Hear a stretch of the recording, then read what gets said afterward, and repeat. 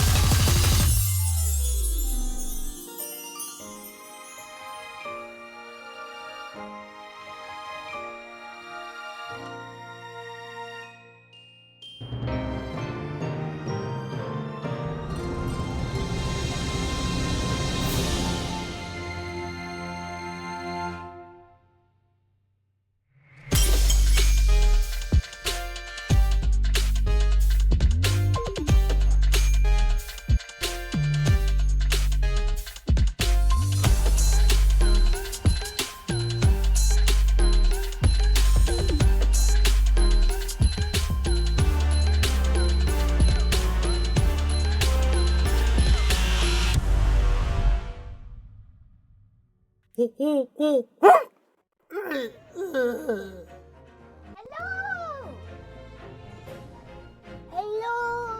Welcome! Okay, I'm in! Welcome, everyone! Woohoo!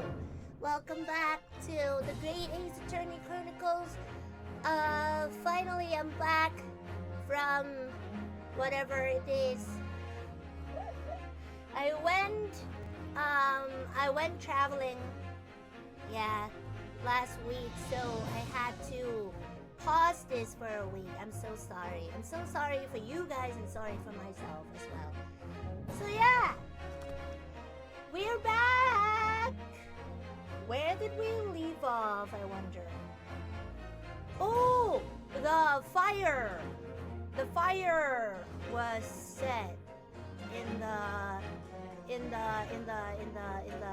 how do you call this thing? In the hall, right? So yeah, we're going to continue this.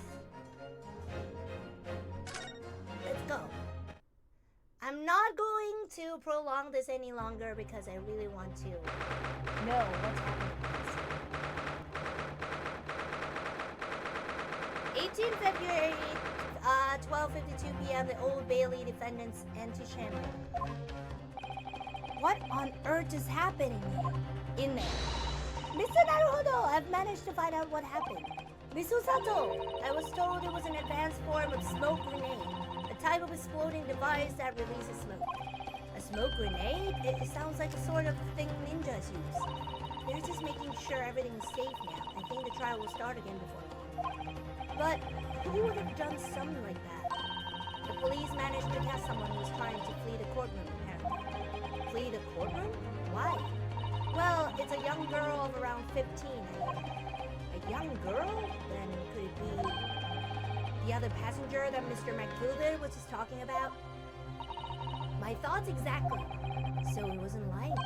Oh, what's become of Mr. McGilded, actually? There are so many things I need to ask him about.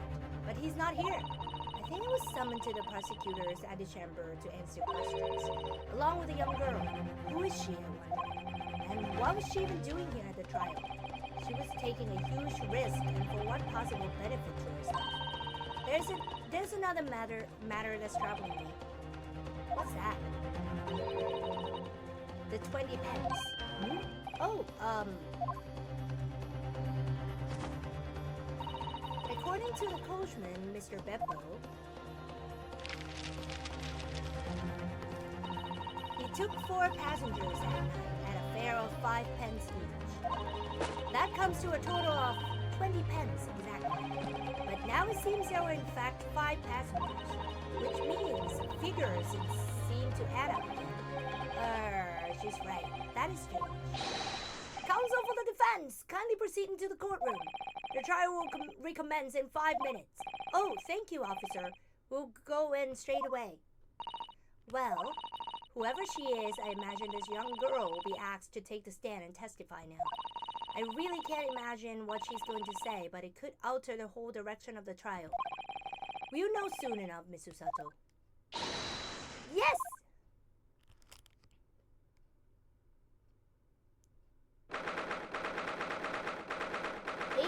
February, 1 p.m., the Old Bailey courtroom.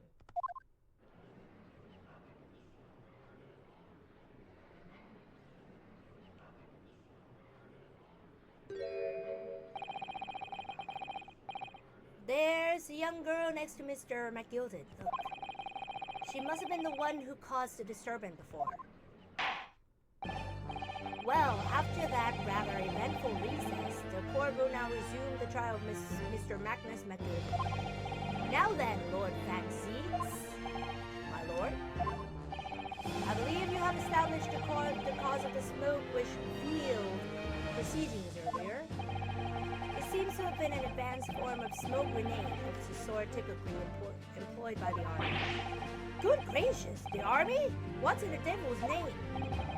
It was an elaborate attempt by a young girl to cloak her escape from the public gallery, but she was caught. Now occupies the stand. Your name, girl? Are you responsible responsible for the smoke grenade which induced such pandemonium here in my courtroom? What is the meaning of this deplorable behavior? If I may, my lord. Yes, Mr. Gilded. I think perhaps I ought to explain why it is that this wee lass was here in the first place and why she tried to bolt like that. Tis all tied up with the events of that night, so it is. Very well, Mr. McGilded, give your testimony. You explain to the court exactly how this young woman is involved in the case.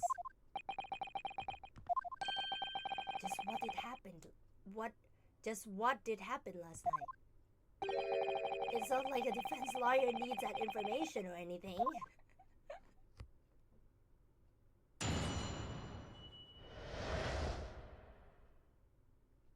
The young girl.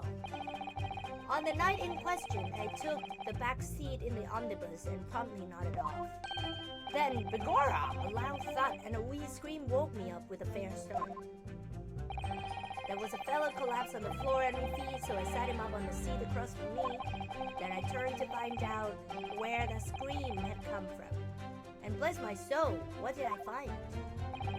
There was a child in there, all curled up in a ball, hiding her wee self away.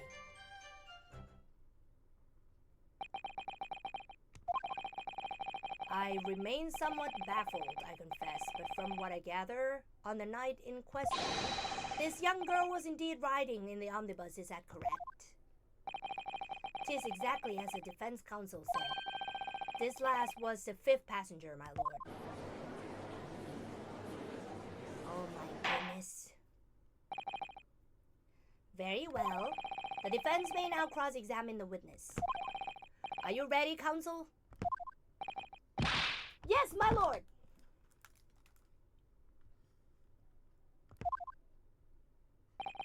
Or rather, no. I have no idea where to start. Well, you can try asking the young girl. Okay. Well, I'm so sorry, but nature calls. I have to go, and I'll be back. Okay? I'll be back. Don't go anywhere just yet. I'll be right back.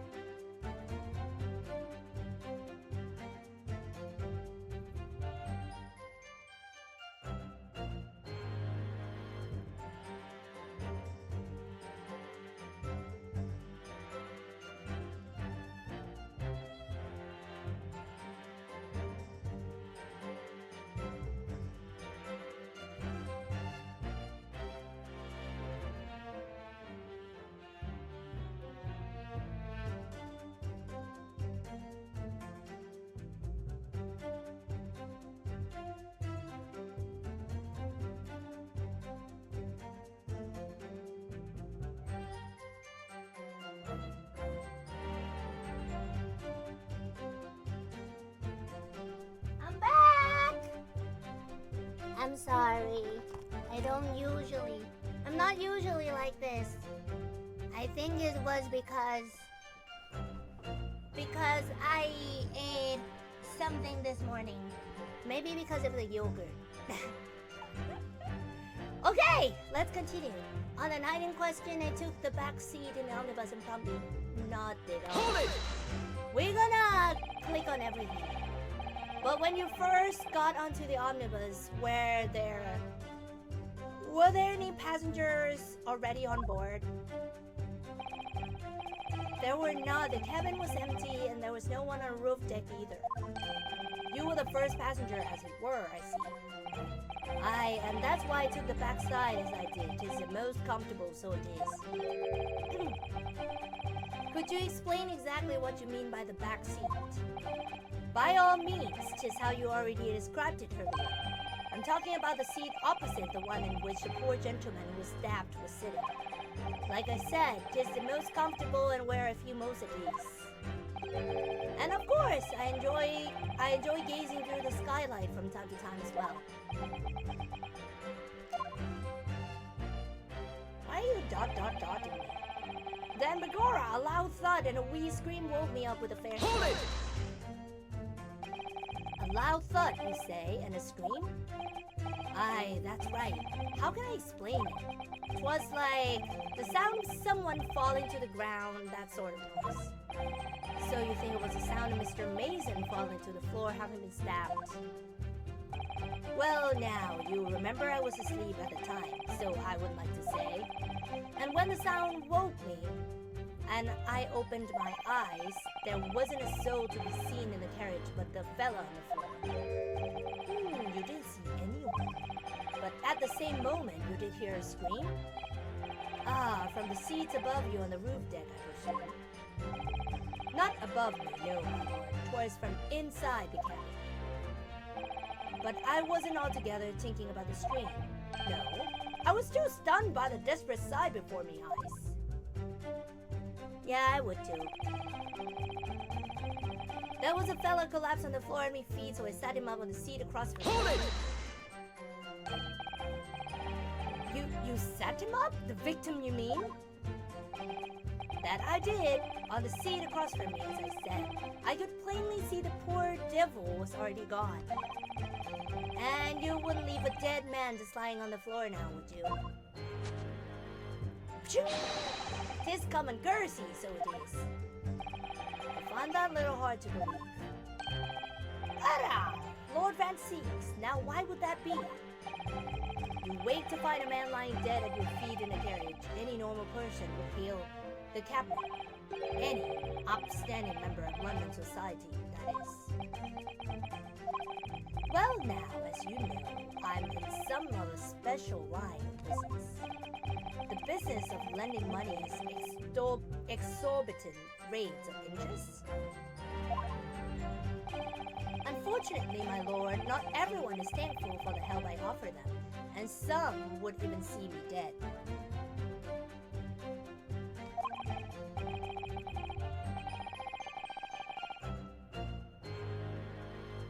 So, I do try where at all possible to avoid getting myself in a tangle with trouble. Are you suggesting you were just going to leave the man there? Heavens alive, no, I was just always intending to report it so afterwards. Only I had a mind to find out the whys and wherefores first. And what, the whys and wherefores? Right you are. There were some details I wanted to understand before anyone else get to meddling. That wee scream I heard, for example. Wouldn't your good self do just the same? Yes. The scream he says he heard at the same time as the thud of the victim collapsing.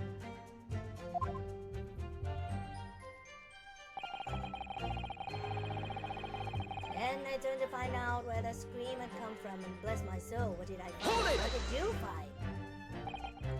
I'm afraid I don't understand. I'm sure you told the court that there was no one else in the carriage except yourself and the victim. So I did, sir, so I did. As far as I could see, that is. What do you mean by that? Well now, out, it's a queer thing. The wee scream I heard as I woke up. It came from, if you excuse the vulgar expression, under me backside.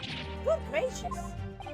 Under your backside? And when I lifted the seat on which I'd been sitting, I found there was a wee cubbyhole there for storage. Mr. Naruhodo, we can examine the omnibus ourselves, remember? Yes, of course. The whole bus was submitted as evidence. This would be a very good time to have a thorough look around inside. And that's what I found. We have already examined it. There was a child in there, or curled up in a ball, hiding herself away. Hold it! You say she was hiding herself? Aye, that's right. It was hard to see in the dim lamplight, but she was all curled up in a wee ball. When our eyes met, well, me heart nearly stopped beating in me chest. Ah, you really overreact to this. Still in all, I pulled her out from under there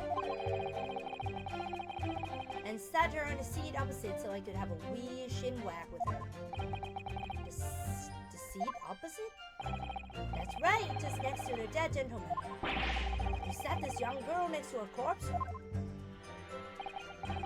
Well, as I'm sure I mentioned, a gentleman in my position can all too often find himself in mortal danger. So we needed to find out just who this urchin was, you see. And while I was in the middle of talking with her, I heard another scream, a fellow's voice this time. Presumably, that scream was Mr. Furse, who was sitting on the roof deck seats. Right you are again, I would say so. Looking down through the skylight, he must have seen this young girl and the gentleman with a knife in his belly. In other words, the previous witnesses did not, in fact, see you at all, Mr. McGilvert. That what they believed to be yourself and the victim was in fact this girl and the late Mr. Mason? Aye, my lord. I was, as I think everyone understands now, sat at the back of the carriage out of sight.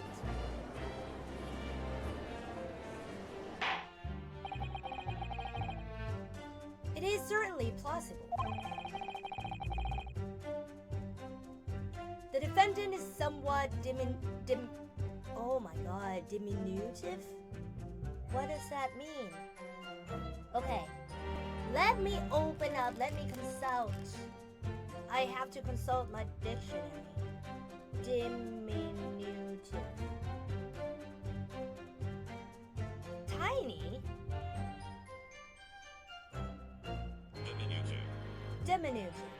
Diminutive. It means tiny. Oh my god, okay. Why do people use this word just to say it's tiny? The defendant is somewhat diminutive in stature and readily confused, perhaps, with this young girl. After that, of course, with the scream from the gentleman over us, the driver realized something was wrong and pulled up the horses. Thank you, I've heard enough. The events, as explained, are clear in my mind.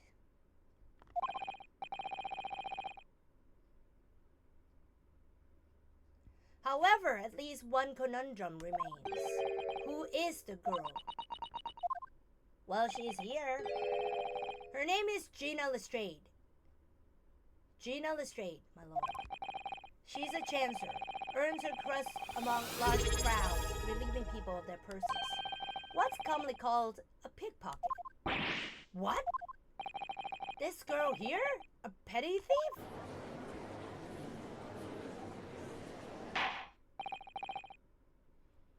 Order! Is this true, Mrs. Lestrade? Mrs. Lestrade, you answer the question. Ah! How dare you? What is the meaning of this? Ah! The girl, she's gone! Open your eyes! I'm over here. Good gracious, how? that little sidestep. I know what you lot are thinking. Grown-ups are the same. This dirty little dipper, you say, slipping up and got caught in the jar.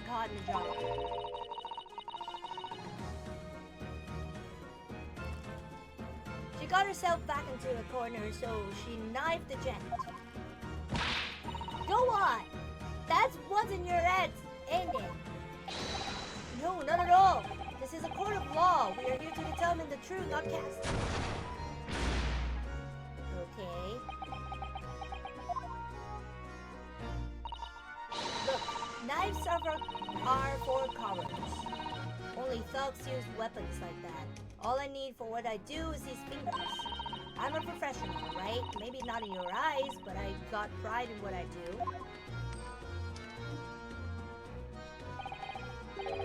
Let me guess. You don't count smoke guns among weapons for thugs. Oh, this? Yeah, this was in the bag I lifted the other day.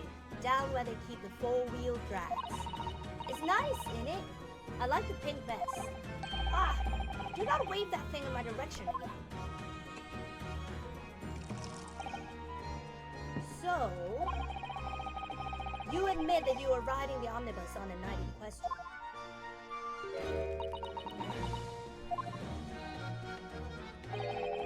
It's alright, lass. You can tell them the truth.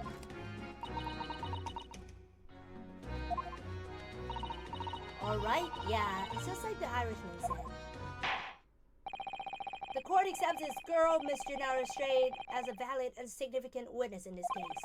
Accordingly, young lady, we'll now hear your testimony, if you please. You tell the court exactly what happened in the omnibus on the night in question. Alright, if I have to.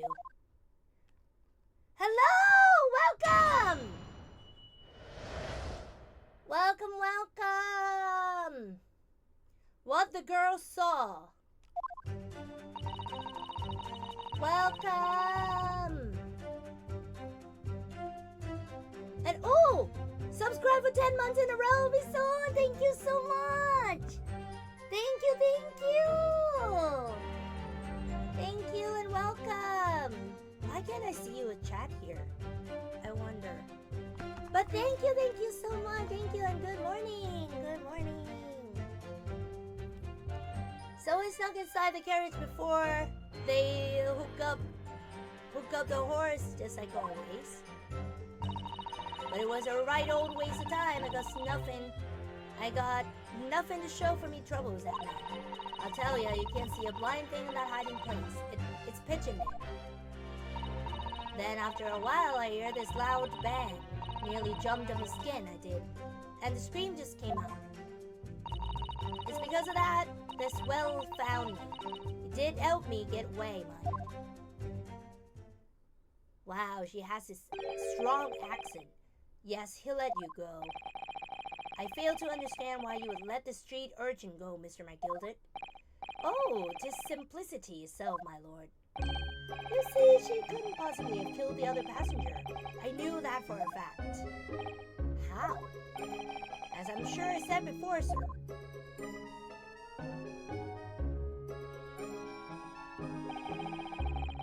I was sitting right on top of the place where she was hiding herself. I think a demonstration is called for. This is where I was sat that night. And the cubbyhole of which you have spoken is underneath the seat, I presume.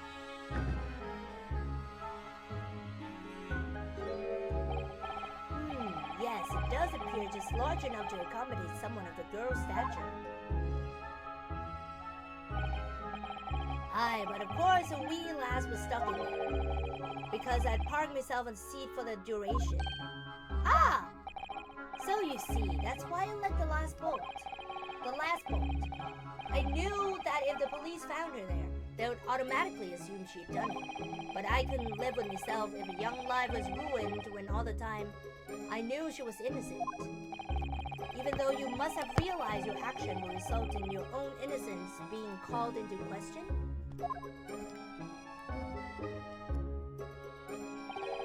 Not at all, my lord, not at all. What? I knew in my own heart that I was innocent. So I thought it was worth taking a punt on my own good name for the sake of this less fortunate lass. My goodness! What a perfect gentleman! My lord! This fine example of a man cannot possibly be guilty of a heinous crime like this.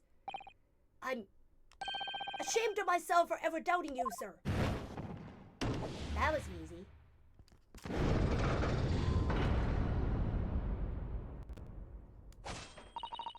With calm, calculated reasoning, one arrives clearly at the truth every time.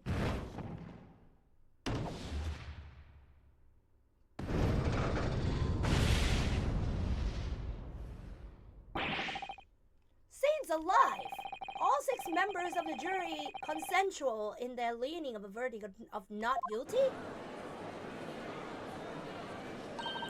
Mr. Naruhodo, this, well, it must mean what? That we're victorious! We've... what? Are you sure? Objection! Oh, wow. If the sight of my iron-heeled Wellington offends, pray, do forgive the discourtesy?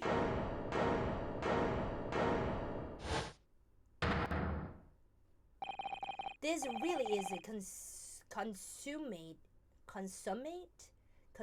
example of the one monumental flaw in British judicial practices, where evidence and reasoning should be paramount. Emotion rules the day. Emotion? The witness's latest statement gives us a clear insight into his true nature. What do you mean, his true nature? Do you really think Scotland Yard would have made such a glaring omission? After the incident, the omnibus was comprehensively searched by the officer of the police. Obviously, the interior of this cubbyhole, as a witness put it, was included in that investigation. The compartment under the posterior seat was full of coachman's belongings. It's noted in black and white here in the police report. Good lord! The evidence has been tampered with. In order to corroborate Mr. McGilda's story, someone has unlawfully removed everything from under the seat. What?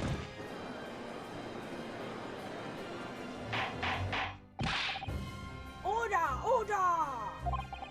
How could such a devious contrivance possibly have been effected, counsel? Naturally, we must acknowledge deficiencies of the constabulary in allowing this to have happened.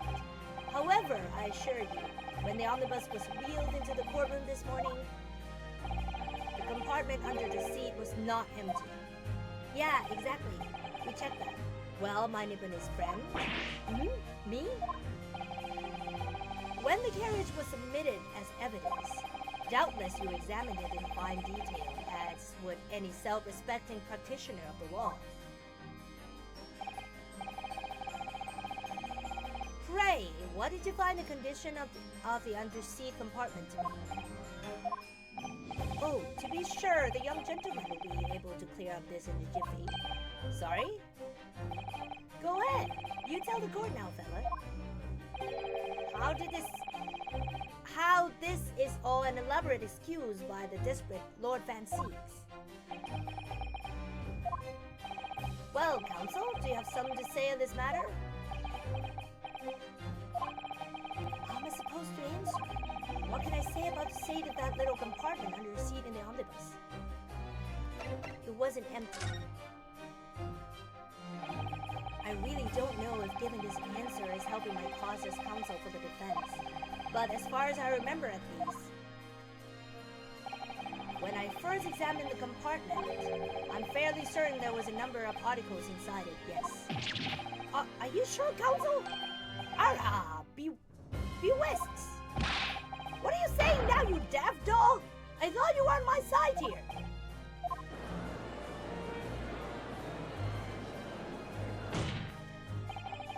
game are you playing? Your task is to defend the man in the stand. Why would you say something to compromise his position?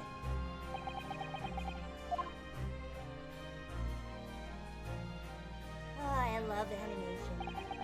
As the advocate for the defense in this trial, I confess I'm still not entirely sure where I stand. But it seems to me that I should state what facts I do know as clearly as honestly as possible. Interesting. It is not altogether pleasing, fella. I'm simply telling the truth, Mr. McGilvert. Well, don't forget that you're supposed to be representing my best interests here, lad. Now then. A fella's memory is a curious thing, and not altogether reliable, no. The court must consider the facts. That their cubbyhole receipt is as empty as a devil's heart, so it is. Do you think perhaps it would be in your best interest now to admit that you might have been mistaken? Why do I feel like something's not right here? I should like the jury to weigh in on this matter.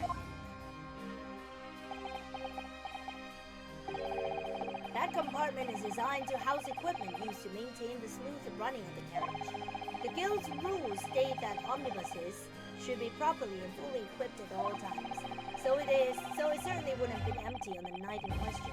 Beppo isn't that irresponsible. That money-lending fleecer and the pig purrs alike.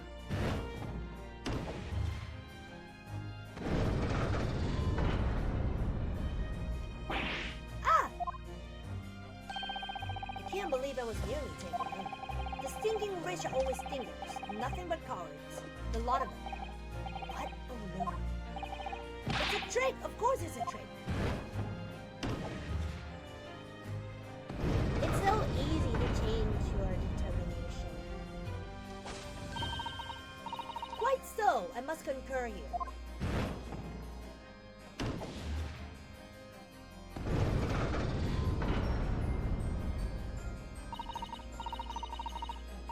With calm, calculated reasoning, one arrives clearly at the truth every time.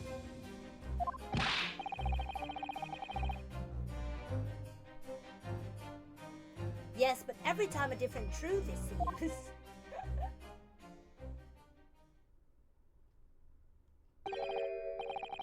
My lord, I humbly exhibit the scales of justice. Clearly, a verdict of not guilty at this time would be wholly inappropriate.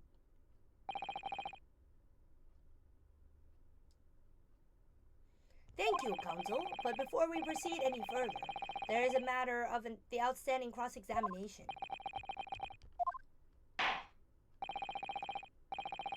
Counsel for the defense, begin your questioning of the witness, please.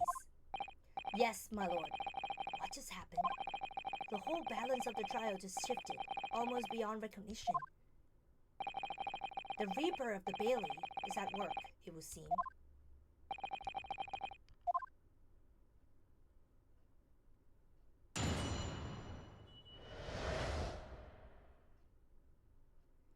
What the girl saw.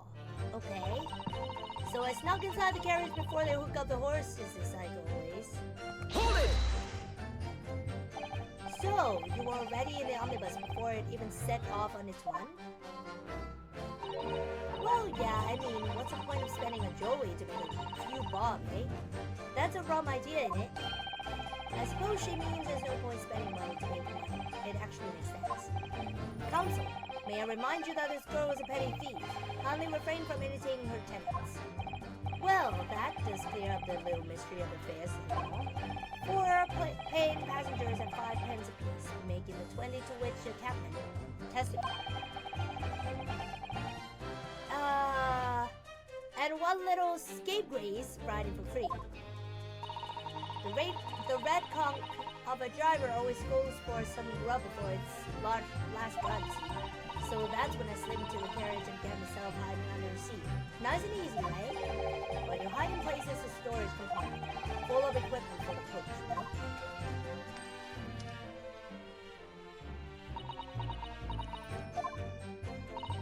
Yeah, there's brushes and buckets and whatnot in there, sure. I always chuck it all that out and scram it in a corner somewhere. No one ever seems to bother much. And yet, according to a report filed by the police officer who first arrived at the scene, the compartment was full of paraphernalia of such paraphernalia. Well, I don't know nothing about that. Like I said, I moved all the stuff out so I could hide under the seat. That's all I can tell you. It seems we have reached the end of the line of inquiry. Continue. But it was a right old waste of time. I got nothing to show for my troubles. Hold it! A waste of time? Why is that? Well, most nights I'm on my own in the God permit at least some more time. I beg your pardon? Did you say God permit? Oh yeah, well that's what my kind call it. You'll say the omnibus I suppose. The point is, any normal run, the carriage ain't got no one in it for a while. And that's when you come out of your hiding place and get away. That's it. Only that night. This coat was sat on me seat from the start. And he didn't budge a whole way, did he? Not 1 inch. I was totally stuck. Do you mean to tell us that you were present in the carriage for the duration? You were under the seat the entire time while events unfolded in the enclosed cabin? Yeah, right, mister? To be sure. I was as shocked as anyone. You don't expect to lift the cushion you've been sat on and find a child now, do you? Hello! Good morning. So this Miss Lestrade couldn't possibly be the culprit then. I'll tell you, you can't see a blind thing in that hiding place is pitching. Hold it! So you can see out into the cabin at all? Not a jot. Most days I push the cushion off with me and look out the crack. Then I can have a butcher's at who I'm gonna fit on. I thought you were pickpocketing on a butcher. I mean, I can have a look. The seat I get under ain't as plush as the other one, see? So most of the time, the passengers plant themselves opposite. But for some reason, that night, this here Irishman spent the whole journey right over my head. And for that reason, you weren't able to push a cushion up to peek out, I see. Truth is, I ain't too happy in small, dark places. Feels too much like being thrown in a plane. But it's the only place alive in them carriage, so it's option choice. Why doesn't she just stick to picking people's pockets and open them? I'd say there's some reason that she's not letting on, judging from her demeanor. Demeanor. Is that how you say it? Demeanor? So anyways, I was a bit scared, but I had to just stick out under there, nothing else.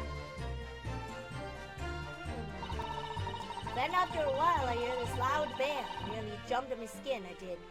And the scream just came out. Hold it! When you say a loud bang, do you mean the noise of someone falling to the floor?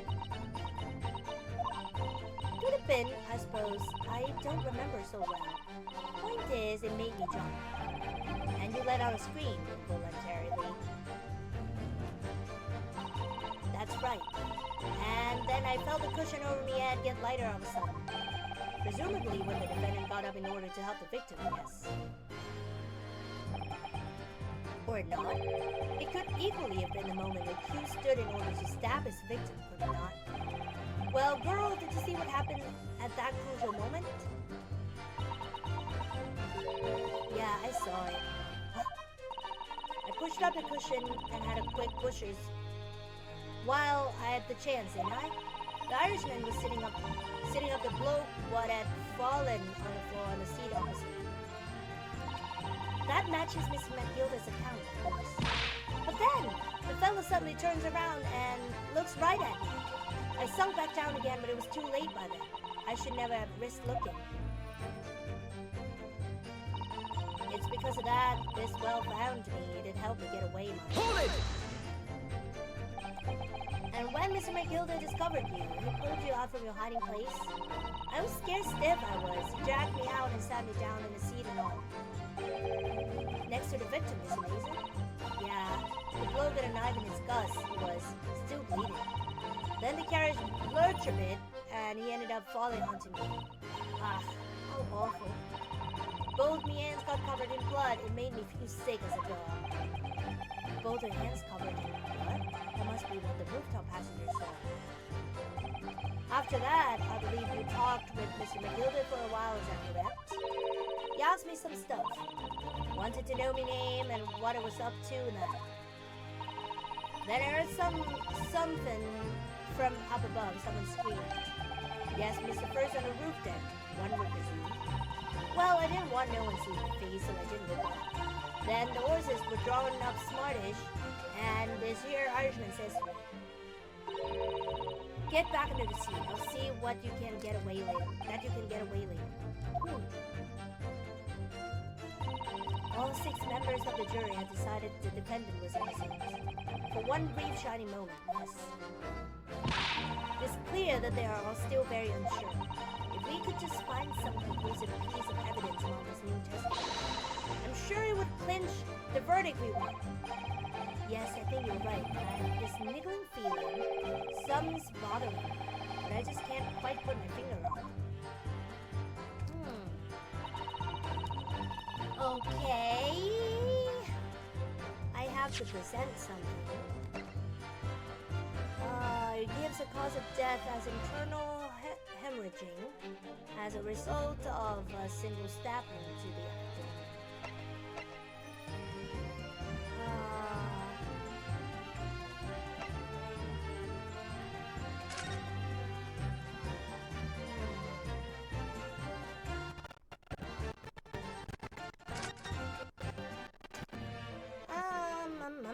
Stabbed once in the abdomen with a knife while journeying in an omnibus, died due to internal hemorrhaging resulting from trauma.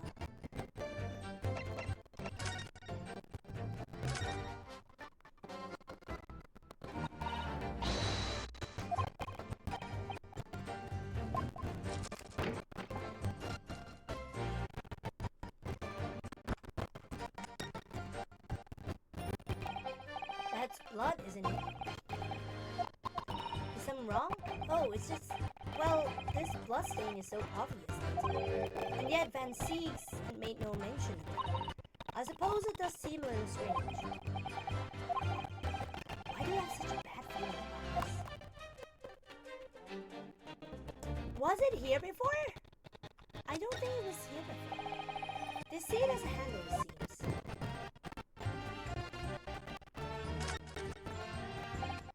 This is a storage compartment, but there's nothing in it. It's totally empty. Something doesn't seem right here, but I can't put my finger on what it is.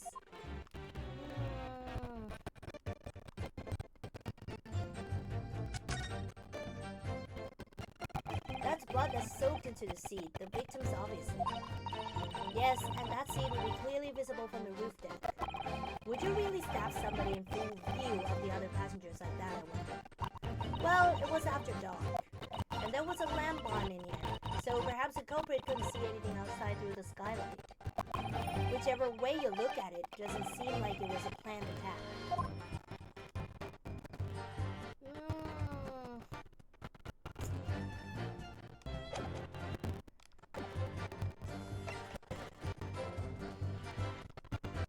Okay, let's see.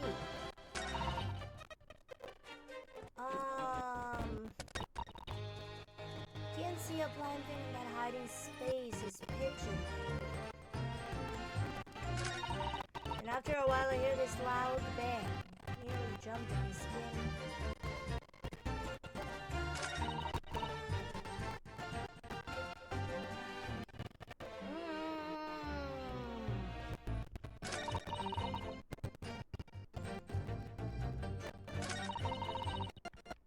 I feel like this. Hold it! But I have to press it again.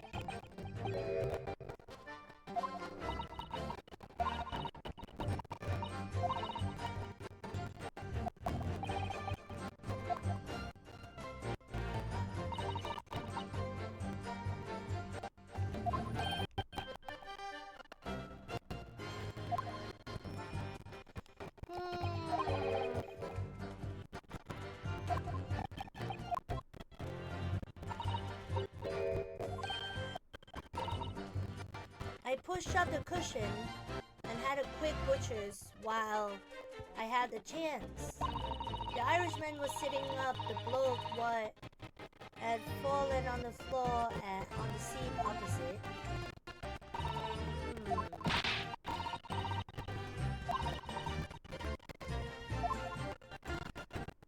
Oh well.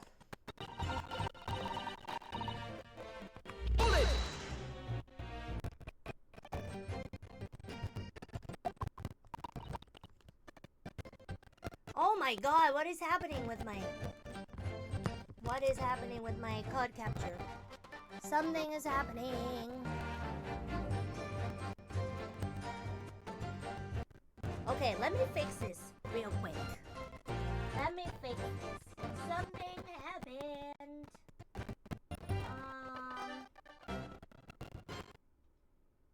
Okay, wait.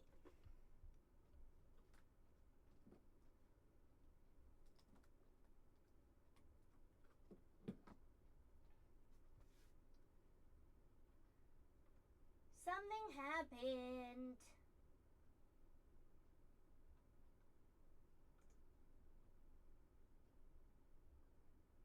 Okay. Is this good?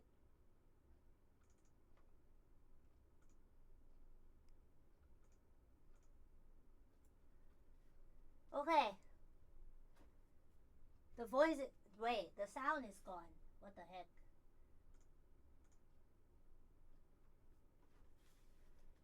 Let me see.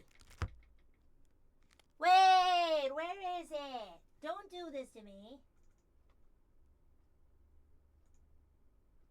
Wait, let me check.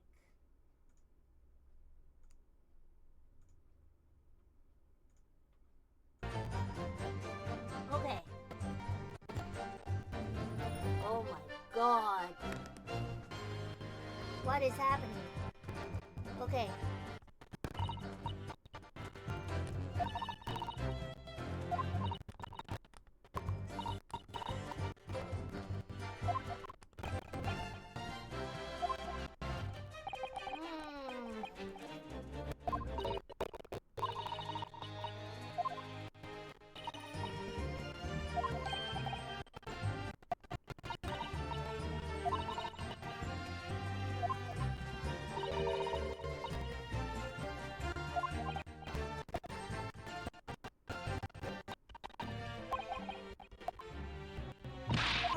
I don't know.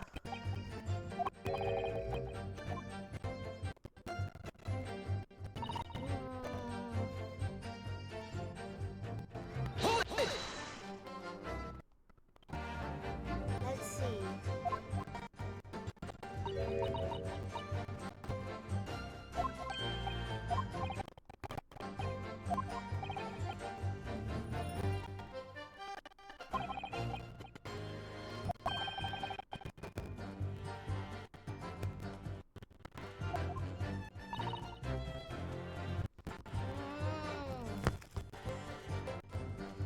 Okay. Sorry, but I'll be back again. I'll be back again. I'll be back. Please wait for me.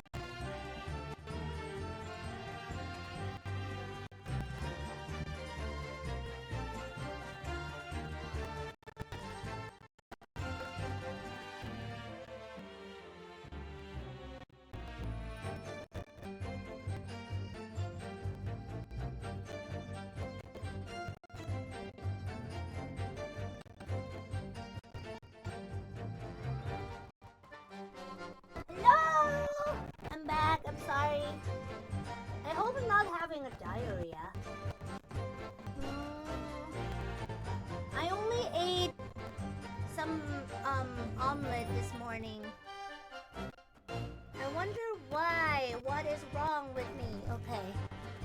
I'm back. Okay. Let's see. Hello! Welcome.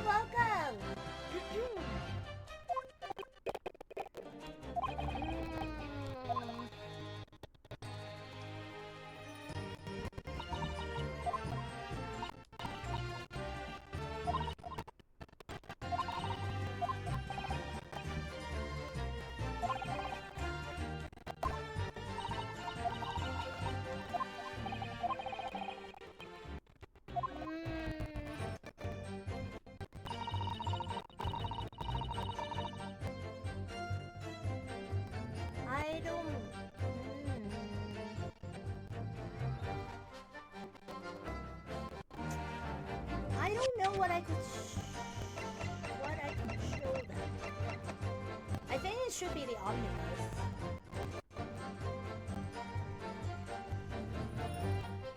There were passengers both inside the carriage and on the roof deck that night.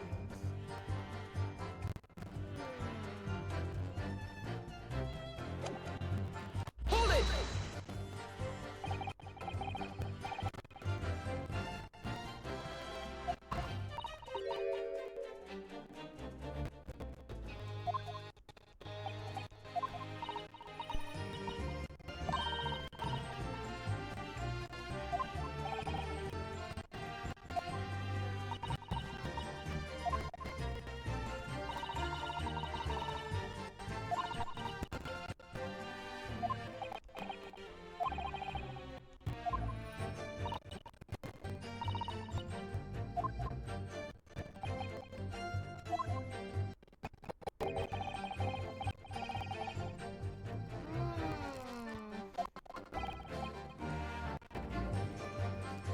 Possibly be the culprit. Are you sure about that? Let's see.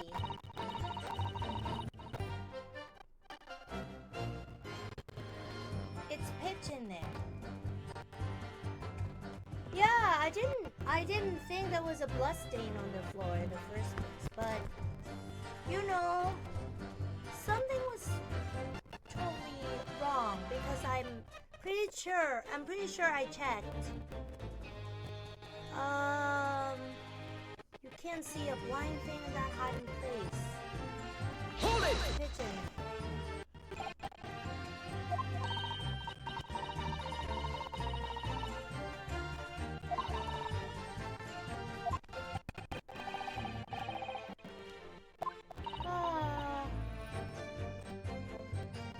I can have a look to see to get under and in as plush as the other ones see.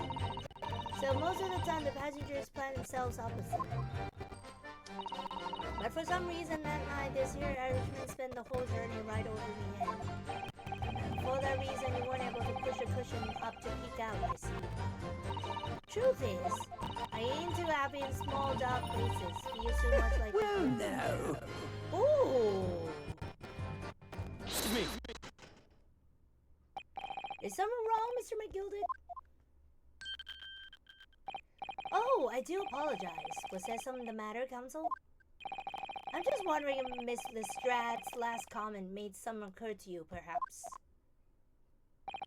You seem to be thinking something to yourself. Oh, no.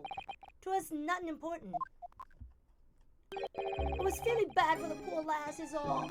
I remember feeling desperate myself as a young lad, shut up in the dark. 'Twas terrifying, so it was. I see. Yes, I'm sure we can all sympathize. I'm still scared of the dark now. And I don't know about yourself, but I find that the darkness seems to make everything you hear seem that much louder as well.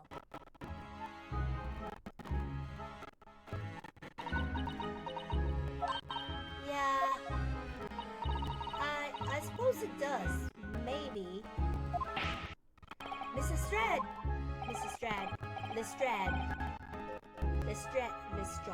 I think it's supposed to be Lestrade. I don't know. It's the name of the officer in Sherlock Holmes, right? Lestrade. I don't know. Did you hear some that night? Anything an unusual noise, perhaps?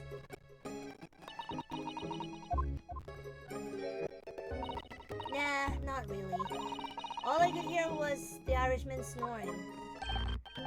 Big jabbers! There's no need to tell the whole world of me foibles. Yeah, you little scamp. What a pity. If only Mrs. Lestrade had heard something, it might have given us a vital new clue. Yes. What should we make of that last statement? It's profoundly important. My lord! I believe the statement just made by the witness is profoundly important. Profoundly important? But all she said was that she heard nothing. Yes, which is a profoundly important point. I'm almost sure of it. I'm almost sure that I don't understand the inner workings of your Eastern Mind Council. Nevertheless, Miss Gina Lestrade, you supplement your formal testimony by repeating that last statement, please. What? Supplement? What are you on about? Don't give me your fancy talk. I know what you're trying to do. Well, it won't work on me. That's right. Insult the judge. Always a good move. I was straining my ears to work out what was going on, but all I could hear was snoring. Hold it! So you were straining to hear what was happening the entire time since the moment you hit yourself? Not exactly, no. Sorry? Well, there was no one in the cabin to start with. I could just put your cushion up and have a bushes to see what was what. But then, when I saw this well getting on, it got me head down so he didn't notice it. And Mr. McGilda sat on the seat under which you were hiding, correct? Yeah! Would you Adam and Eve it, yeah? What a mug! So then all I could do was listen. I was waiting to jump out of here as soon as I heard him leave, see? But Woody, not likely. Even though we stopped here and there, I never heard the door open. So I just had to stay put and listen to him driving its pigs to market, snoring like an old dog he was. Are there any conclusions we can draw from that, I wonder? It doesn't make any sense because Mr. Masons has to come up here, too. Mrs. Trade, what you have just told the court is clearly at odds with the facts. Ah! At odds? Are you sure, man? Absolutely. It seems my learned Nipponese friend is not as dull-witted as I fear. So Van Seeks realized it too. Yeah, because Mr. Mason has to come up onto the omnibus as well. Counsel, I must insist you bolster your claim with evidence, or some complicit party's name at the very least. Yes, my lord. I expect you to demonstrate this alleged contradiction to the court. According to Mrs. Strad... Wait.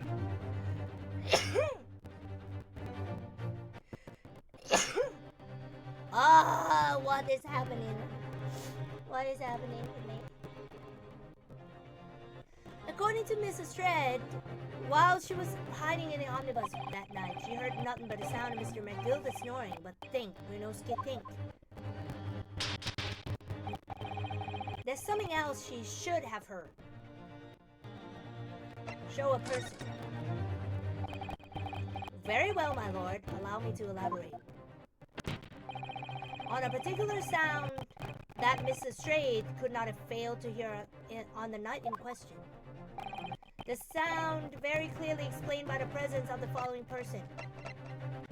Take that! Thrice fire? Mason? Yes, my lord. The sound that Mrs. Strade cannot have failed to hear. Is that of the victim, Mr. Mason, boarding the omnibus? Yep.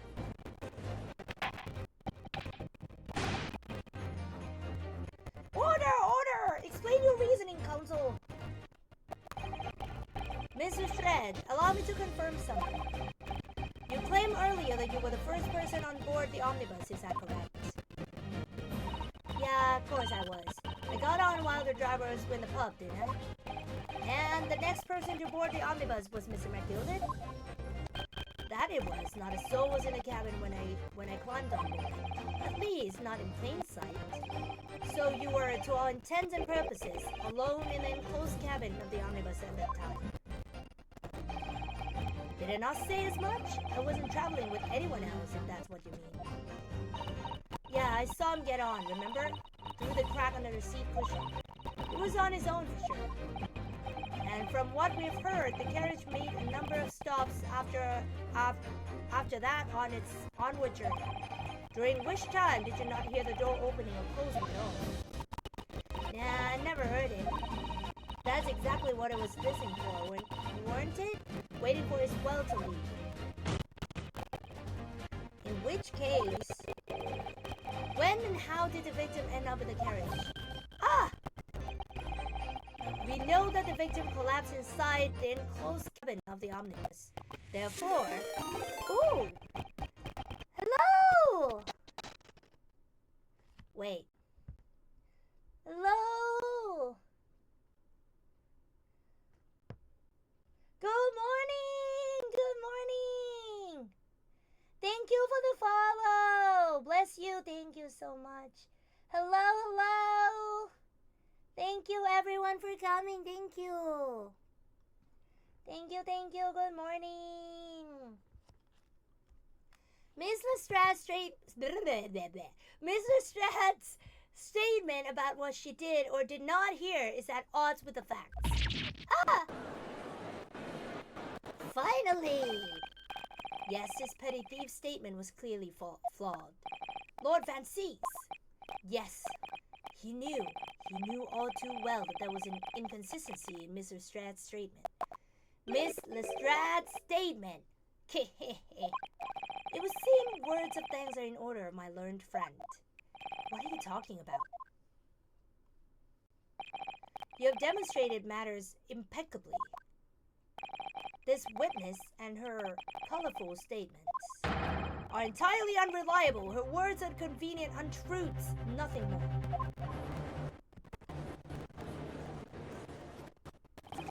He's dead, right? How could the victim possibly not have boarded the omnibus? That makes no sense whatsoever. This girl was a pickpocket. Let's not forget that. Oh no!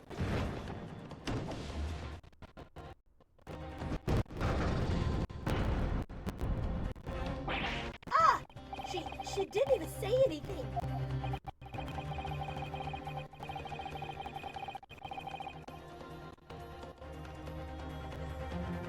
I didn't want to judge her dear little mite just because she has some rather naughty ways, but I must say, I can't abide liars. And neither can I. Mr. Foreman, I didn't want to judge a girl just because she has some less than salubrious ways, but I must say, I cannot abide liars. That's what you said.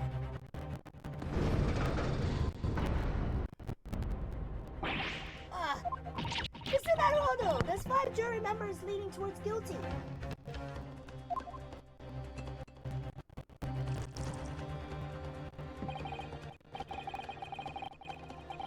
Well, your consideration for others is refreshing, my Japanese friend.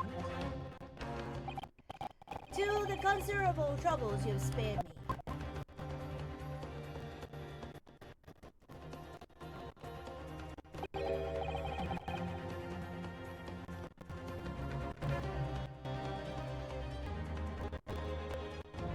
Yes, very refreshing. Ah! What are you playing at? Have you forgotten you were working for a useless Eastern combatant? This is carnage. It's perfect. Juror number 2 is the only one left. Mr. Naruhodo, the way this is going. I know, if we can't find some new way to convince everyone of Mr. Matilda's innocence, the judge will rule and we will have lost. I I very much wanted to believe the words of one of London's most respected gentlemen. But those of us in service know we must accept hard truths. Hold it!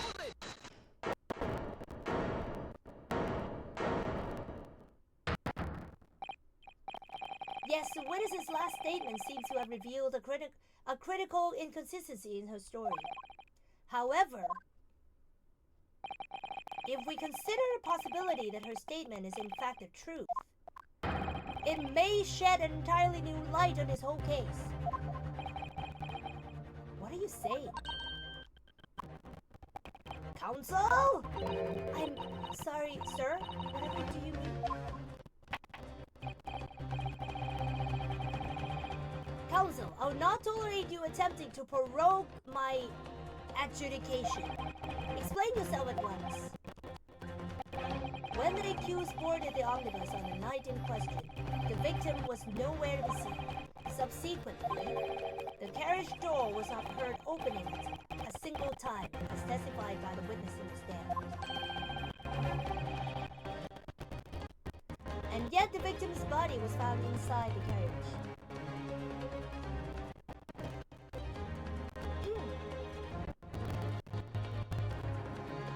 Yet the victim's body was found inside the carriage. If this petty thief's words are to be believed, how do you explain the victim's miraculous appearance inside the cabin of the omnibus? I think he was killed above. He was killed up on the roof and then dropped down.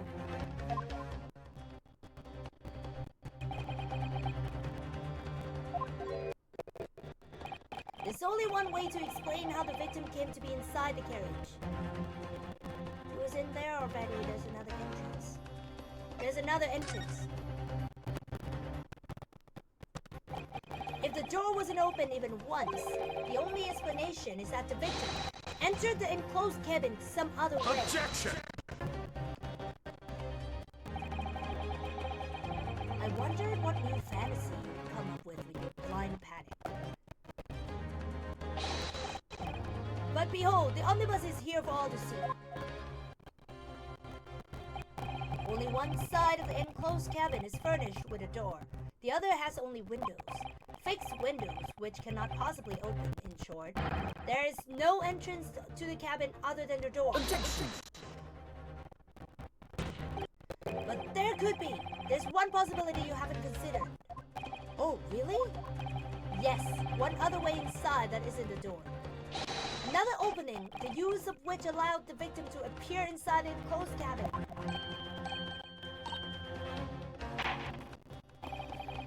Alright, counsel. The defense will identify the location of the cord. Here's the omnibus on which an incident occurred. Where on earth is this entrance by which you propose the victim entered the cabin?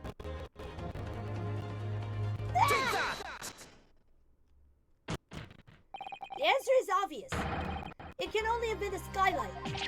I say, the skylight? Objection! Your ludicrous proposal almost had me lost for words. However, Objection! the skylight may well be large enough for someone to pass through. Objection!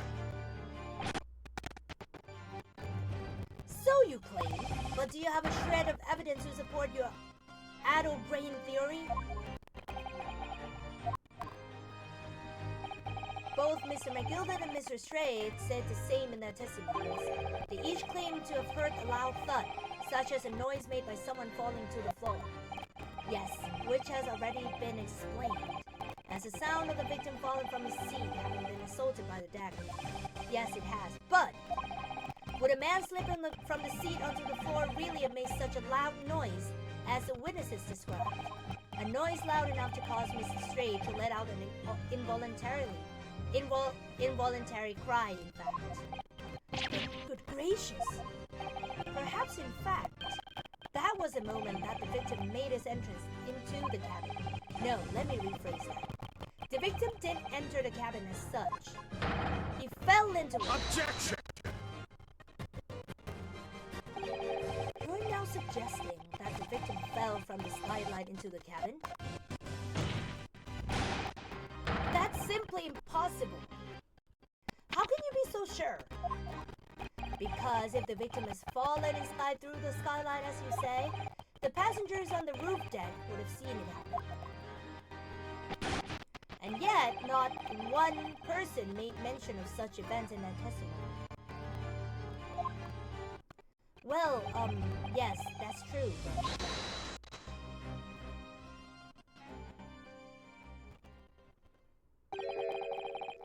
Might a humble fella make a wee comment here? Mr. McGilded?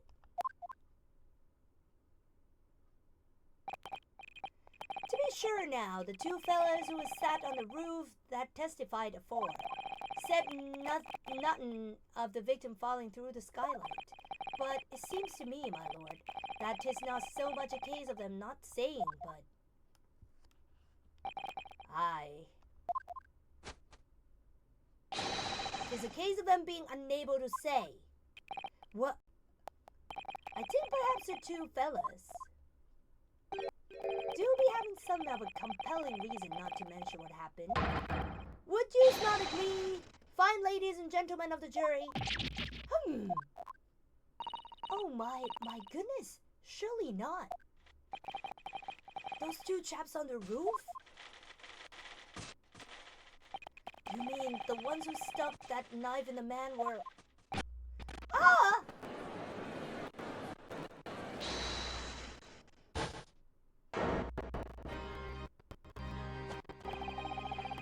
Just what exactly are you insinuating here, you glitterer? You rotter, he said, you rotter. What you insinuating? This is a flaming outrage. I have a good mind to give you a blinker in a minute. He'll give you a shiner in a minute, he said, and so will I. Mr. Fairplay, you are effectively accusing me of city gentleman and a well-respected bandit. And me, a very angry hatter. Suggesting that someone like me could have stabbed that man in the guts. It's a disgrace, it's scandalous, it's... Ugh! I protest in the strongest possible terms. That's right, I protest too, about you, you rotten scoundrel. So many people. Order, order, order! This is not the time, witnesses. I will not permit this wanton invasion of the stand. Return to the anteroom at once. But this is beyond reason, my lord. Ah, it's outrageous. It's very hurtful, you know. My lord, if I may comment. Go ahead, Lord Mancines. It was a defense that incited its outburst from the witnesses. My learned friend has seen it to abandon our protocol and accuse a witness without proof. Accuse? I never intended to. It seems, young Lebanese, that your command of English tongue is wanting. You propose to this court that the victim fell through the skylight from the roof deck of the omnibus. That hypothesis cannot possibly stand without the rooftop passengers being aware of the events.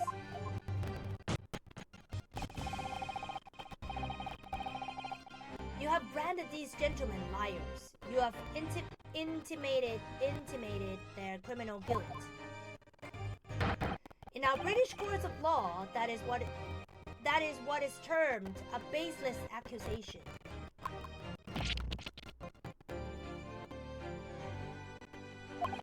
I know it was rash to put this idea forward without any actual evidence, but you can't just dismiss it without a second thought. What are we wasting time for? Get them to testify. I thought there was something fishy about that had from the moment I laid eyes on the film. We have to see this matter through now, one way or another. If there's filth and rubbish in our midst, we must dispose of it at once. Oh wow.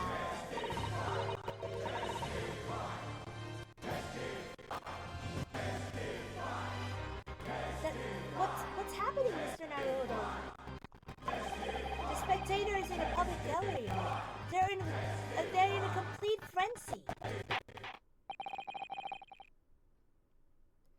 Mr. Fair Play and Mr. First. My lord? You take the stand again and make another formal testimony in reference to the indictment brought by the defense. Yes, my lord. I didn't come here for this. There's no time to think this through. All I can do is keeping pushing forward.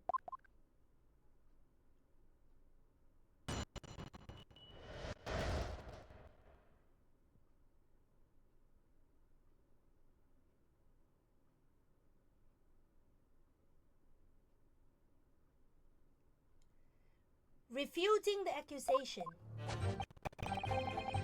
We were the only two people up on that roof deck, dead or alive, I can swear to that. If anything had happened where we were sitting, don't you think one or the other of us would have noticed? In any case, neither of us know the first thing about the victim. We had no reason to kill the man. The skylight was shut the entire time, I tell you. We couldn't possibly have opened it. If you're so sure about the victim fell through the skylight, where's your proof?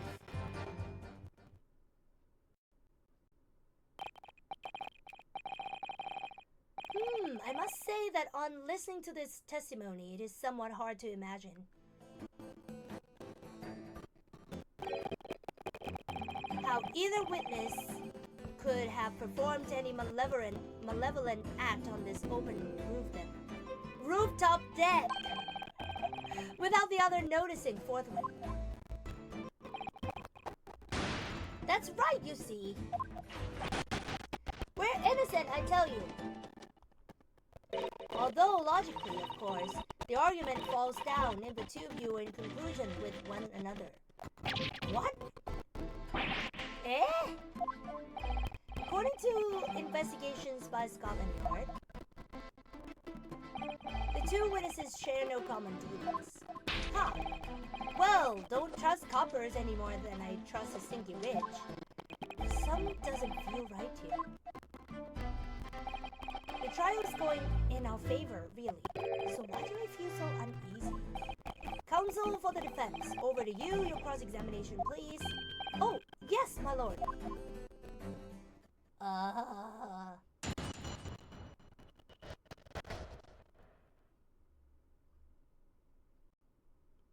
Refuting the accusation. We were the only two people up on the roof deck, dead or alive, I can swear to that. So, at no time did the victim, Mr. Mason, climb up to join you on the roof deck? Absolutely not, Dickon. No question about it, he said. Not at all. Oh, but yes, of course. I remember seeing them both. I saw the victim inside the enclosed cabin talking with this man here. Is this true, Mr. McGilden? Dear me, my lord, at the risk of repeating myself, I boarded the omnibus alone and nodded off inside almost immediately. It's an outright lie. Without doubt, you were engaged in... Let me stop you there, fellow, and ask, do you have any evidence at all? At all? Ah! It's all about evidence in the courts, you see, so it is. You do well to remember that. Ah! I saw you with my own eyes! This is going so well. If anything had happened where we were sitting, don't you think one or the other of us would have noticed? Hold it! Well, it was on the final run of the omnibus at past 10 o'clock in the evening. It would certainly have been quite dark, perhaps too dark to see clearly. Is this some kind of a lark? Is this some kind of a joke? He's dead. Ooh! Conth Moral just redeemed Confess My Love. Pika! Thank you so much for coming! Thank you for redeeming as well. I know it's so early and you have been working so hard. But yeah, thank you for at least sparing your time to be on my stream. And I'm very, very thankful for that. Thank you so much. Thank you.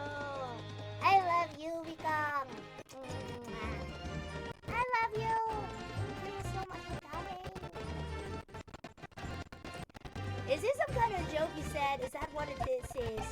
Oh, or perhaps one or the other of you fell asleep briefly? Are you, dear fair dinkum, sir? Are you serious, sir? That's what he said. It's impossible, I tell you. I'll give you the key to the vault if you can fall asleep in that bitter cold. And if you did manage it, your eyelids would freeze shut and you'd never open them again. That's extreme. It was extreme, I tell you. We had put up with it because this man had locked the door. Any true gent would have unlocked it and let me in when I knocked. I'm dreadfully sorry about that, young fella. But you see, I was away with the fairies and I didn't hear it at all. That's a lie! I saw you through the glass! You were talking to someone!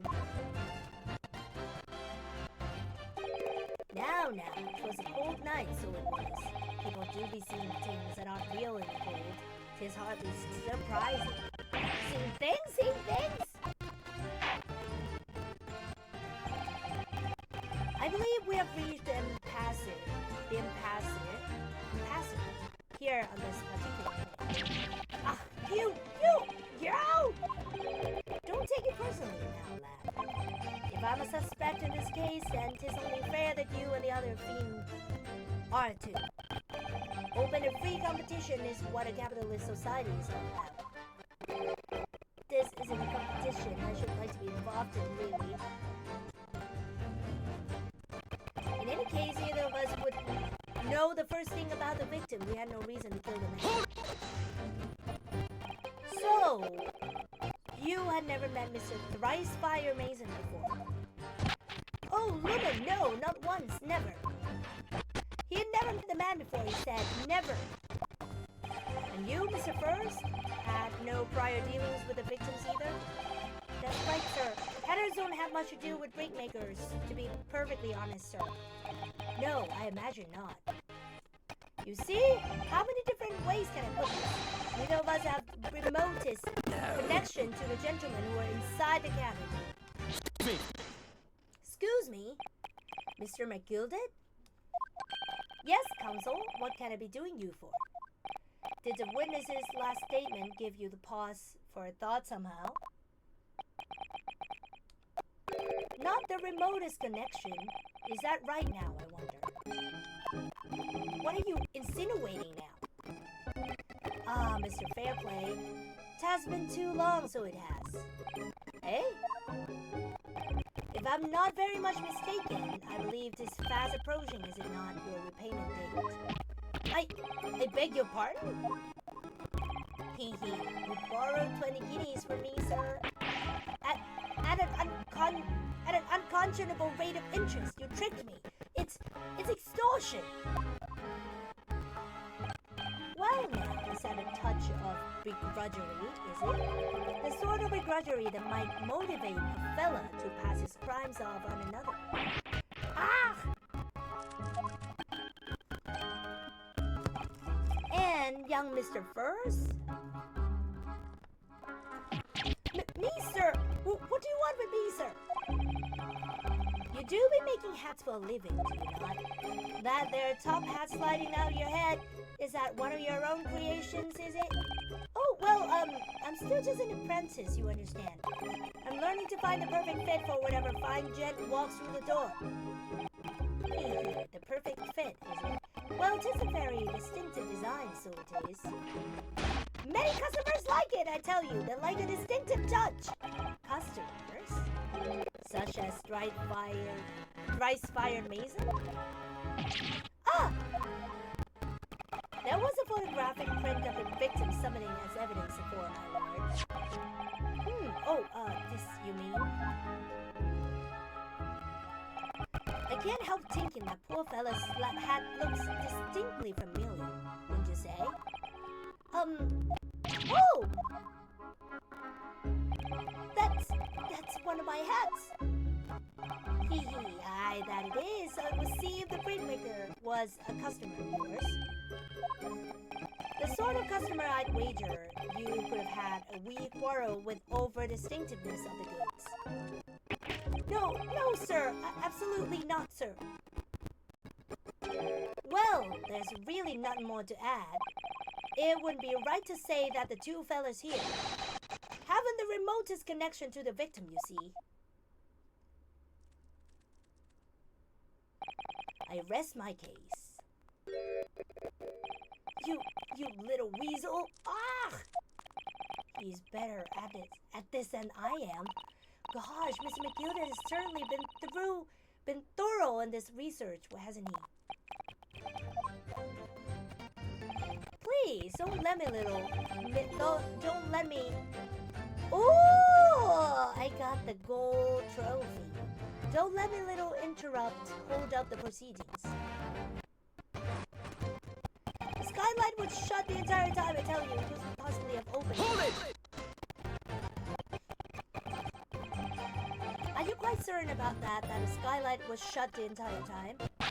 I'm going to lose my blog with you in a minute. He's going to lose his rag with you in a minute. That's what he said. Take a look for yourself. Go on. You see, it's shut fast now, just like it was on the night. So it is, of course. A fella the size of Mr. Mason could likely break through still. What? Just looking at the size of the thing, you understand? Ah, now you hold on there a minute, sir. The size of the thing means nothing. Not on its own. Let's consider the bigger picture here, shall we? Let's stop biting your cane, shall we? I was riding the omnibus on another occasion when, well, I broke wind loudly. I shocked myself with it as it happens. This is an unexpected confession, Mr. First. Oh, I just mean to say, well, the point is I tried to open the skylight, you see. But, just my luck, I couldn't make it budge. The stench was terrible. Everyone was looking daggers at me, sir. I went as red as crow. I did. Are you expecting me to sentence you? Oh, no, sir. The point is, the skylight can't be opened. I tried when I was inside the cabin of shame.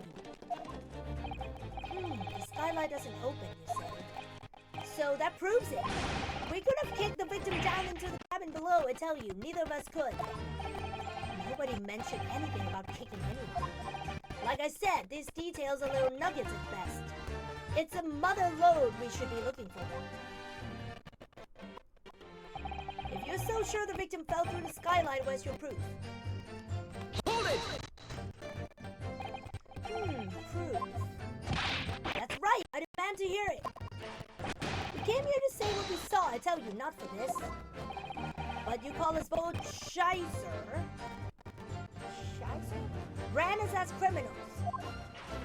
You call us liars, that's what he means, and accuse us of doing it. As it stands at the moment, there's no hard evidence that incriminates yourselves, now is there? I believe we're in much the same position as one another. If I don't crack this case soon, he'll crack his teeth. I wonder if these two men really were involved in some way. I couldn't say, I don't really know anything about them at all. Although, by the same token, I don't really know anything about Mr. McGilden either. It's so hard to know what to believe here. I think we should try to remember that it's evidence alone can truly determine the outcome of a trial. Evidence? No one can argue against decisive evidence, including the members of the jury. So you're saying that what we need now is to find a conclusive piece of evidence. Yes, Mr. Naruto, precisely. Okay. I think it's a skylight. Yeah, I think it is a skylight. Let me examine it.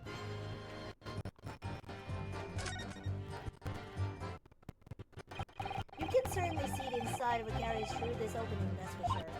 Yes, and there's a lamp in an enclosed cabin, so I'm sure the witnesses would have been able to see quite clearly. That's not good for us. Okay.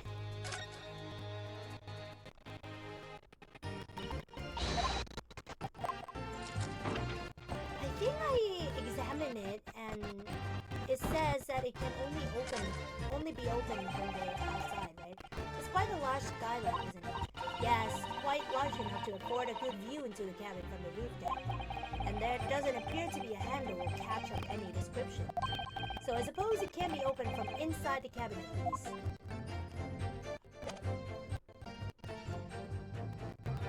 Yeah, that's a latch there.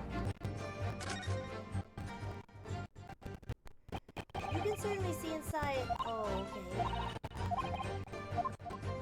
okay. Okay. Objection! Oh shit. Oh no! It was bad!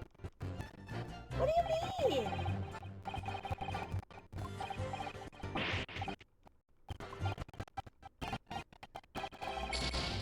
What do you mean?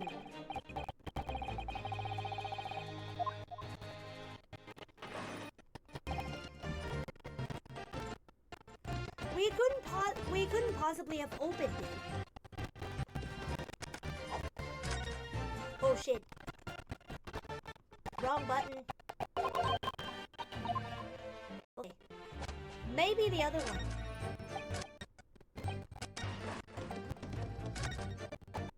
If you're so sure the victim fell through the skylight, where's your proof? Proof. That's right, I demand to hear it. Okay.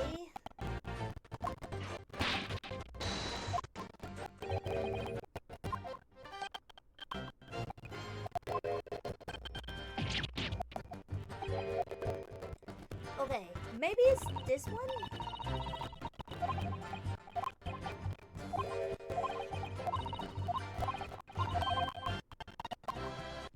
I think it's about the skylight for sure.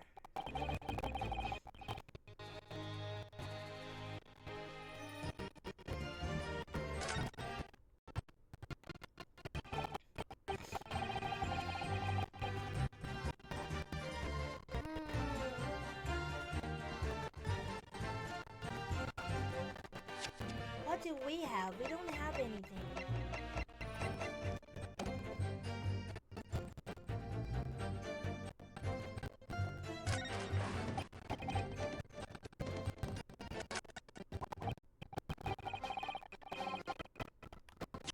Where's your proof?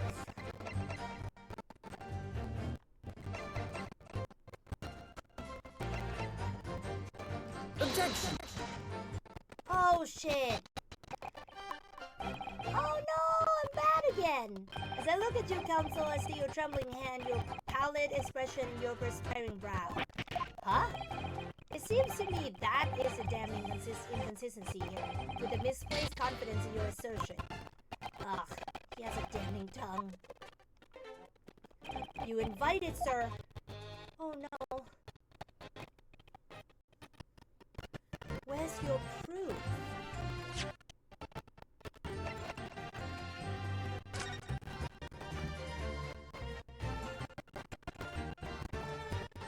Wait.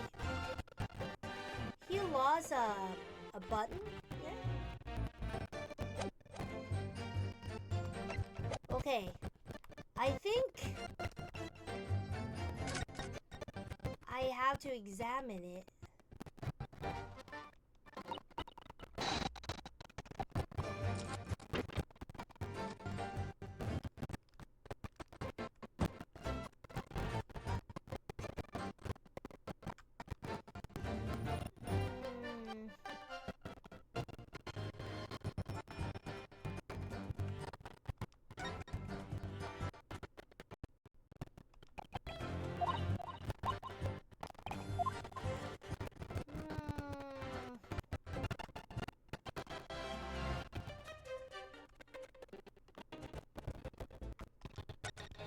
Oh no.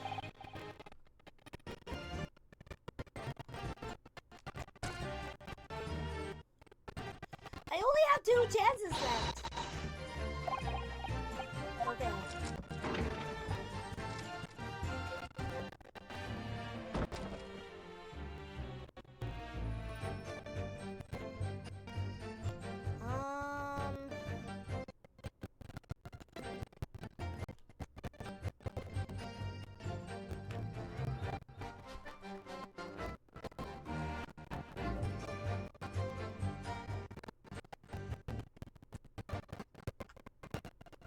do I prove it?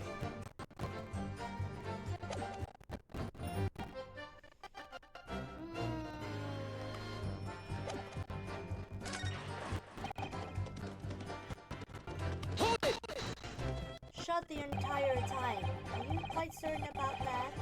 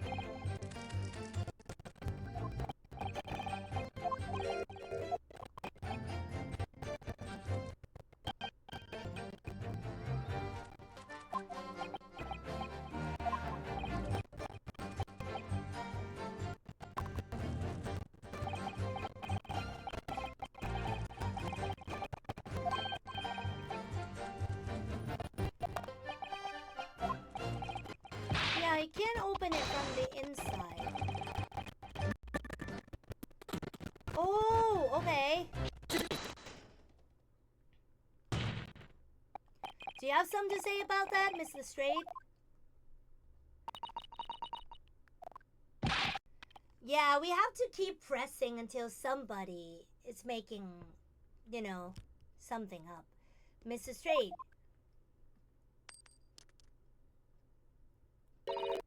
It opens.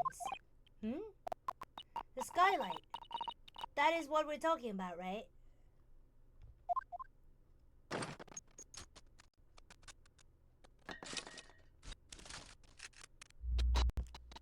All them skylights open, dead easy. More easily than you can load that weapon. That's a lie, I tell you. Otherwise, when it broke wind, You can't do it from inside, you mug. Oh!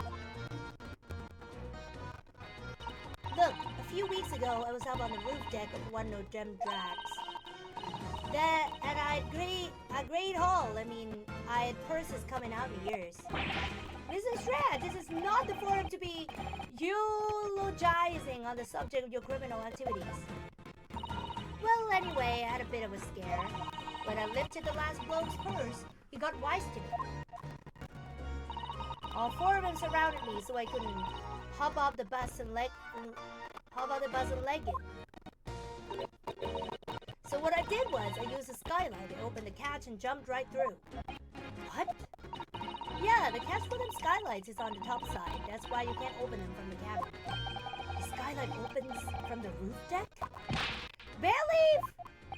That's what I was trying to say! Oh my god, that what was I trying to prove? Oh no! Climb up the roof of the omnibus at once and verify the witness's claims.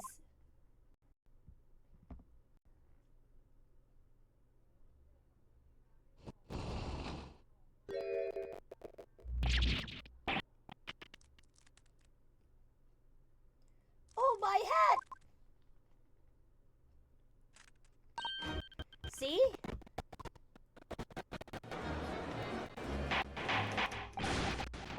Order! So it appears that this street girl's statement is quite true. I don't believe it. The skylight opens.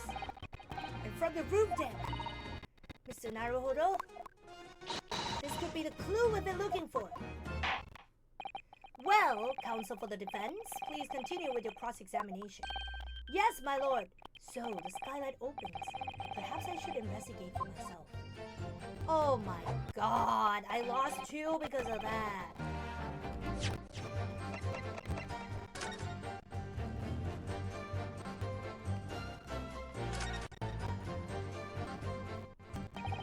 So the skylight was fastened shut before, but now the catch has been undone, we should be able to open it.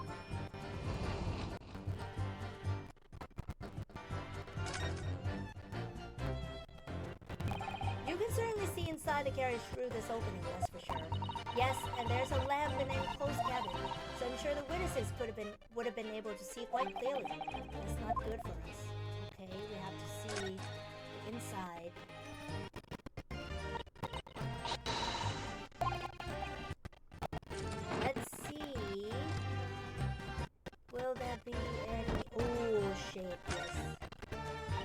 Yes, it does open very wide, doesn't it?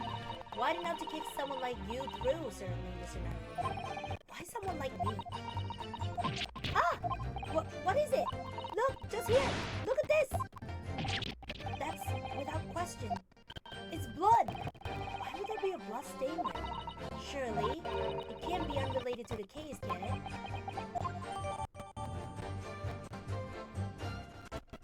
Okay, now I have proof. Objection! On the night in question, the victim was fatally stabbed in the stomach, and immediately afterwards, the victim's body was pushed through the skylight into the cabin below. Those are the facts, and the irrefutable proof. Remains clearly visible in the omnibus that stands before us today in this very courtroom. What? That's utter humbug. You can't possibly have any evidence. No, you can't. I mean, we didn't do it, I tell you. It's impossible. Irrefutable proof here in the courtroom? Counsel?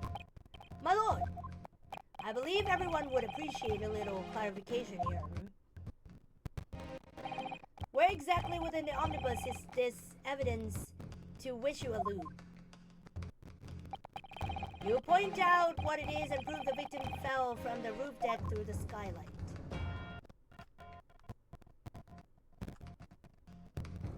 Got it! By Jupiter! Is that blood? Ah! This blood stain proves two things. Firstly, when the incident occurred, the skylight of the omnibus was open. What? And secondly, the victim was already bleeding when he fell through the opening. Oh my. And so it follows that Mr. McGilded, who was inside the enclosed cabin himself at the time, cannot possibly be guilty of this crime. No!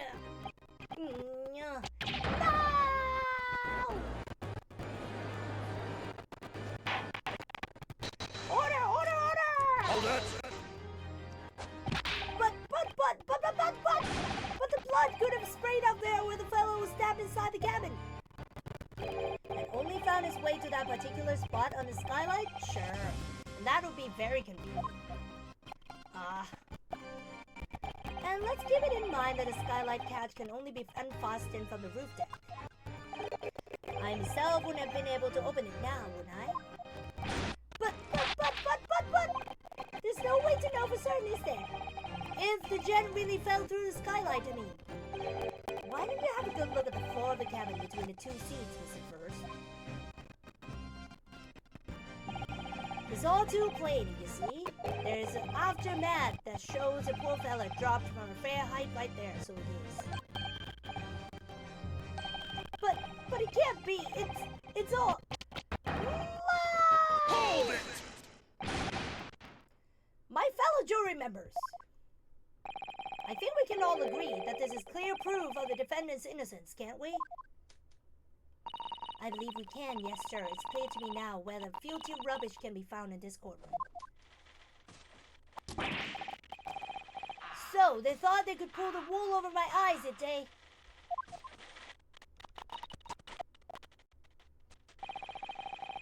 I won't tolerate any of the guild's carriages being sullied with blood. I won't tolerate it. Oh, I always knew that nice gentleman who gave us that delightful park couldn't have done such a thing. But you just pled guilty. On three then, everyone. 1, 2, 3. Objection!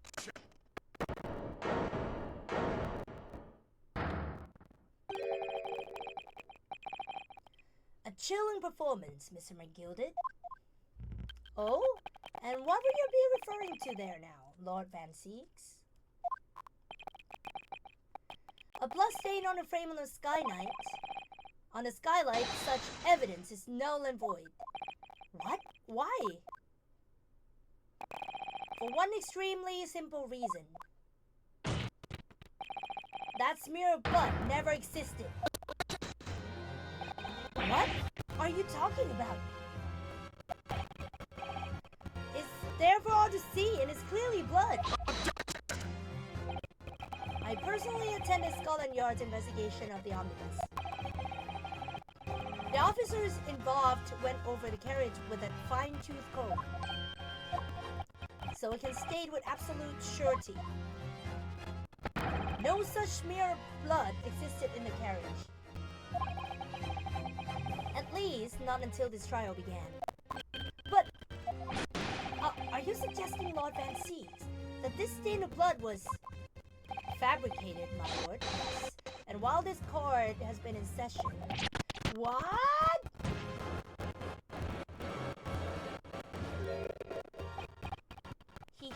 What a palaver. I must say you didn't expect such crude reasoning from a prosecutor of your standing, Lord Van Seas. But Magnus McGilded, a fellow known all over the capital for his fine contributions to public life. I don't take kindly to slander, and I'll fight it to the bitter end. Even if it's rolling off the tongue of the reaper of the bailey. Mr. McGilded, I realize that this is your first appearance in court as accused.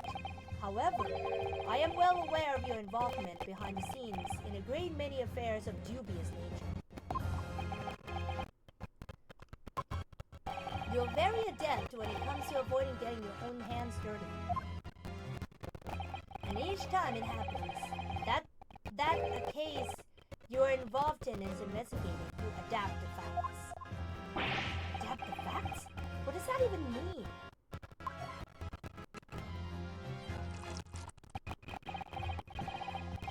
When you wield a fortune the size of Mr. McGilded's, however ill-gotten it may be, nothing is impossible. Tampering with evidence, manipulating the scene of the crime, bribing witnesses.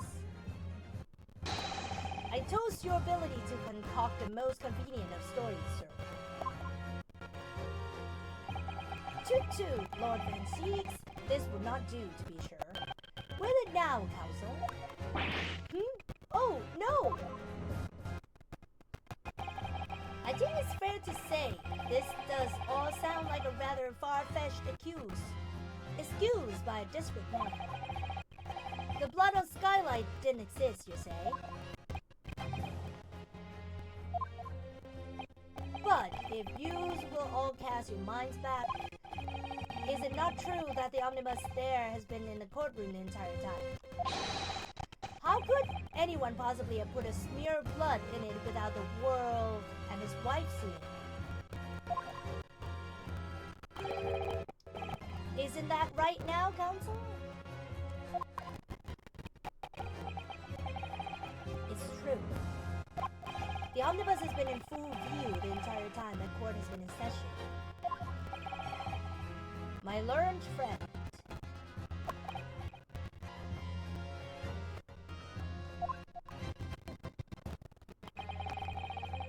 Here's to hearing your opinion on this matter, in your own words.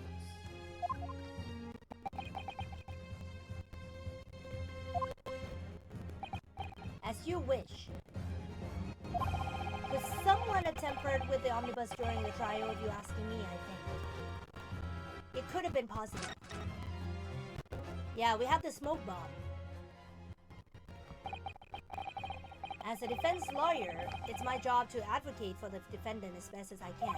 But still, I feel as though there's something even more important at stake here. There is no evidence to suggest that the defendant did as my learned friend suggests. However, in terms of having the opportunity to carry out the alleged tampering, there is one possibility. Oh! Good gracious! Explain yourself, counsel!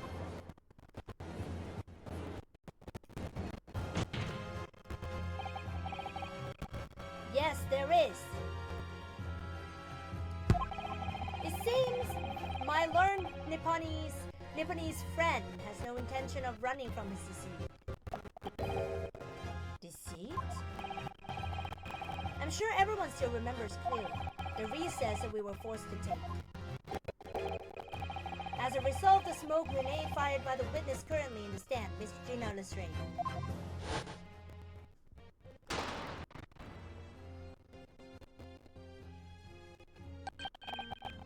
on? Be careful, Mr. Naruto. Cover your face.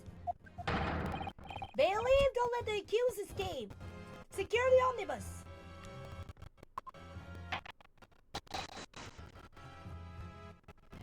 I hereby call an emergency recess.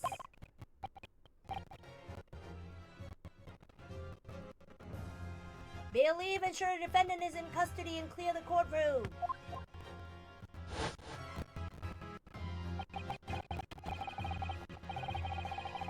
The courtroom was filled with smoke and everyone was thrown into confusion.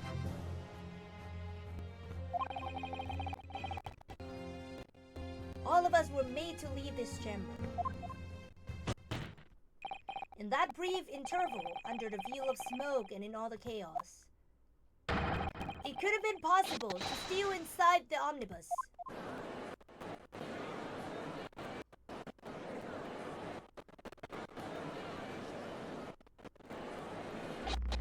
Are you wise? What are you trying to pull? You're rotten, feckless gogger! Feckless Gorger? Gorger. You're supposed to be defending me! 'Tis a wicked plot! 'Tis a plot to undermine me, so it is! Objection! Whatever you think it is, it changes nothing. The facts are the same. After this courtroom was evacuated earlier as a result of the smoke grenade, a number of inconsistencies materialized in relation to the omnibus. Inconsistencies such as... To start with, the storage compartment underneath the rear passenger seat. When the police investigated the omnibus, this compartment was full of the driver's items. Secondly, we have the smear of blood on the edge of the skylight. As I have said, that was not present at the start of the trial this morning.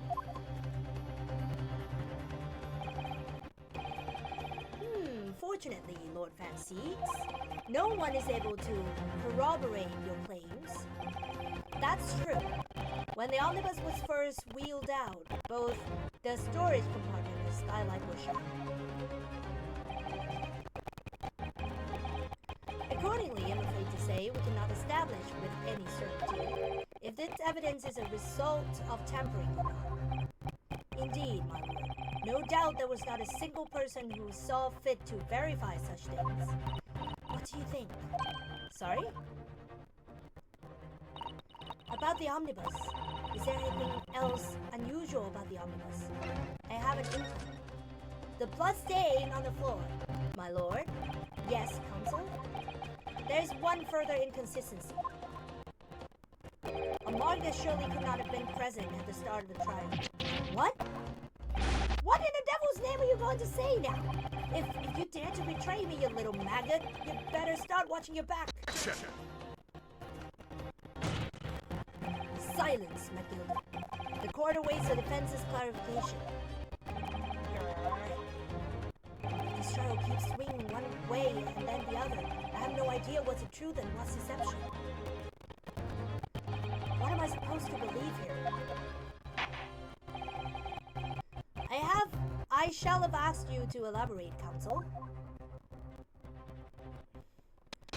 Where exactly is this alleged mark that you claim appeared at some point during the trial? Down. If we consider that the victim fell through the skylight onto the floor of the cabin, you would certainly expect to find signs of blood where he landed. But as far as I recall, this blood stain on the cabin floor was not there when the omnibus was first brought into the courtroom. Good lord! Yes, I do believe you're correct, counsel.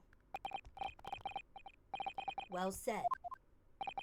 Although, as advocate for the defense, one might say that was a very careless slip of the tongue.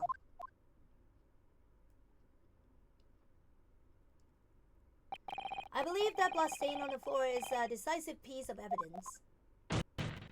But if the question is whether that evidence is genuine or whether it was unlawfully fabricated by someone, I feel compelled to admit that there is at least a possibility that the evidence is fake.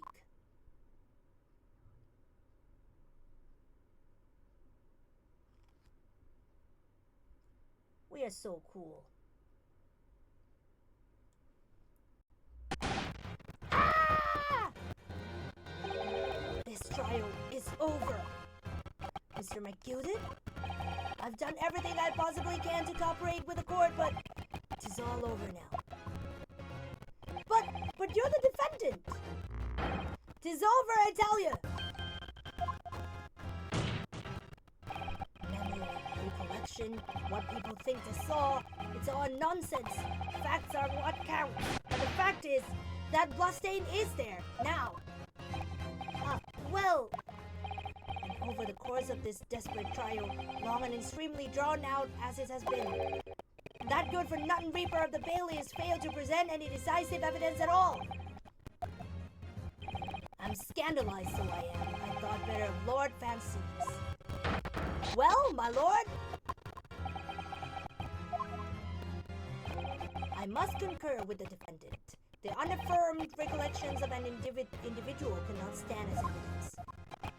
At this moment in time, the particular bloodstain in question is very much in existence, and in the absence of any credible method by which to prove its alleged previous non-existence,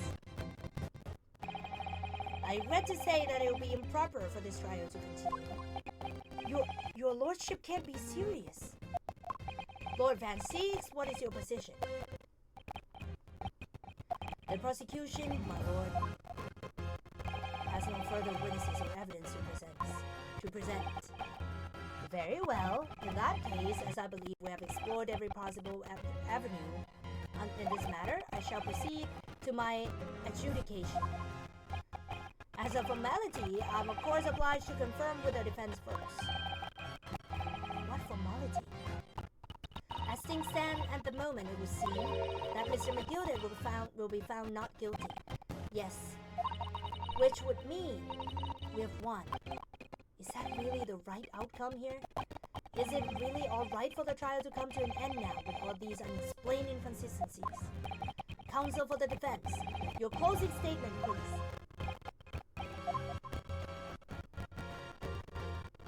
Yes, my lord.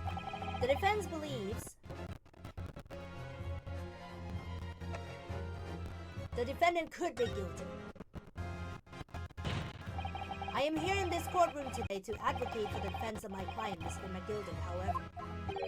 At this moment in time, I cannot in all good conscience attest fully to the defendant's innocence. What are you saying, man? Without any question, there is no conclusive evidence to prove that the defendant is guilty. However, there is also no conclusive evidence to prove that he is innocent. Good gracious me! Order! This is unprecedented behavior, counsel. A defense lawyer calling the accused innocence into question? Are you of sound mind?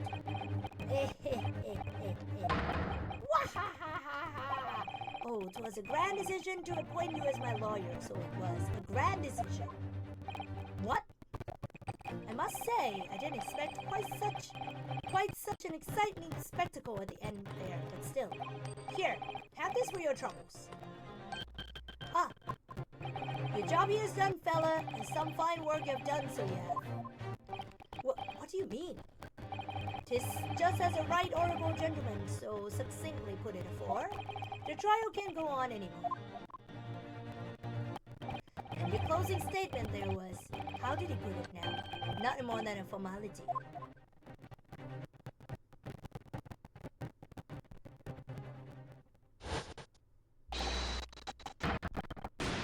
Okay.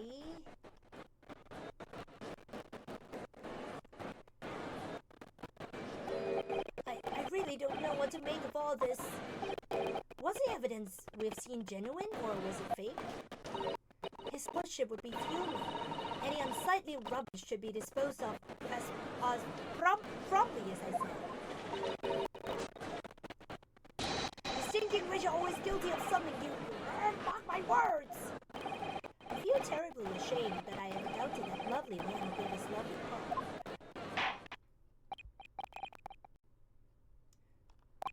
Now that proceedings have unfolded in this way, I'm compelled to declare a premature end to this trial. Furthermore, the court must accept the defendant's plea.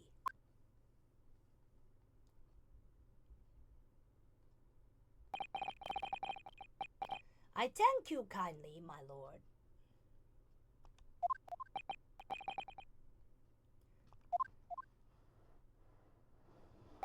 I hereby pronounce the verdict of this court. Objection! But we still haven't determined if the blood stain in the omnibus is genuine or not. We don't know if these witnesses are telling the truth or a peck of lies. We have no idea about the truth. Lord Van Seeks, my lord, the case made by the prosecution was flawed, plain and simple. If indeed the omnibus presented as evidence was tampered with, the prosecution is at fault for allowing such a disgraceful perversion of justice to take place. My sincerest apologies, my lord. Objection! But wait! When we were evacuated from the courtroom, Lord Van Seeks ordered the evidence to be secured. I'm afraid the prosecution cannot shun responsibility in this matter. That's so unfair. The culpability of the defendant has not at the present time been established by this court. So, consequently, the jury would not be required to proffer judgment. What? Well, Lord Van Seeks, it's been a pleasure, so it has. And as for you, my dear fella, I could have asked for a better defense. Do you mean to tell me this has all been a grand waste of time? 'Tis the law of the land, my good man. If you'd like to pursue this matter further, you can always go ahead and try to change the law. Magnus McGilded. Good grief, you motivated me, have you? Just one thing, a warning. This is far from over. Well, something to be looking forward to then. Wahahaha! I hereby pronounce the defendant, Mr. Magnus McGilded.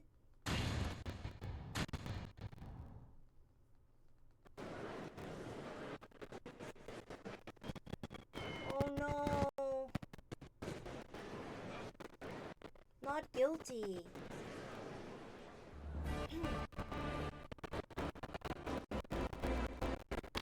Can't believe it. This is an outrage. It should have examined the evidence more. What are you talking about? The man's been cleared. He's innocent.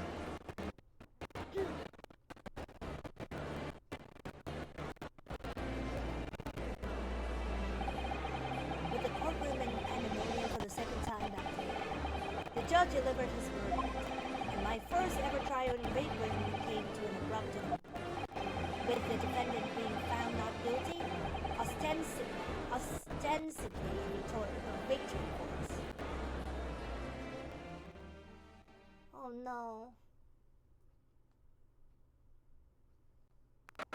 18 February, 5:14 p.m. The Old Bailey Defendant's Antechamber.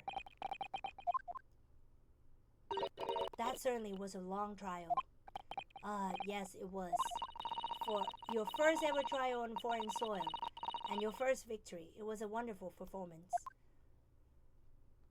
My heartfelt congratulations. And to you, Mr. Sato, thank you for your assistance. I suppose we should be happy. The trouble is, we're still completely in the dark about what actually happened. Well, we didn't have enough time. But isn't it wrong? I mean, who is actually responsible for Mr. Mason's death? We don't even know that. The sole aim of the defense is to obtain a verdict that exonerates the defendant. You carried out your duty to perfection. Aye, that you did. Mr. McGilded. That girl was with him too. Well, it seems the stories are true. Oh? What stories? About the 6 enormous fireworks you do be letting off when there's a verdict of not guilty. I'm sure you must have seen them now. Spectacular, wouldn't you say? Yes, definitely. I had heard it was a sight to behold, and to be sure it was. And I've you to thank, I suppose, for having an opportunity to see it. Wahahaha! Oh, I don't know about that. I'm not sure I really did anything. What on earth are you saying, fella? How did it walk out of here free man then? I don't think it was so much thanks to me as down to your planning. You're a straight-talking fella, aren't you? I must say, you had me astray in the head there once or twice. But he's young and headstrong, wahaha! But 'tis water under the bridge. Congratulations, Mr. McGilded, on having your name cleared. But nothing's resolved.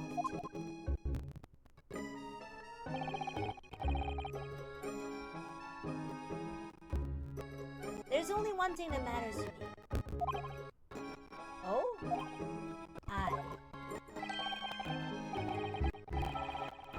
They've all seen that I didn't do that odious and absolute deed.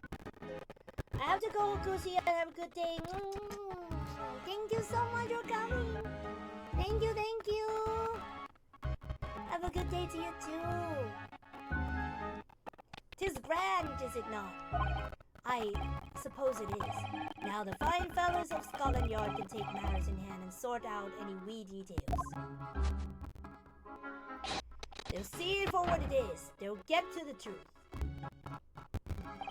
I have absolutely faith in them, so I have, after all. I do be providing a good number of their wages with all the taxes I pay. Wahahaha! It's not that funny.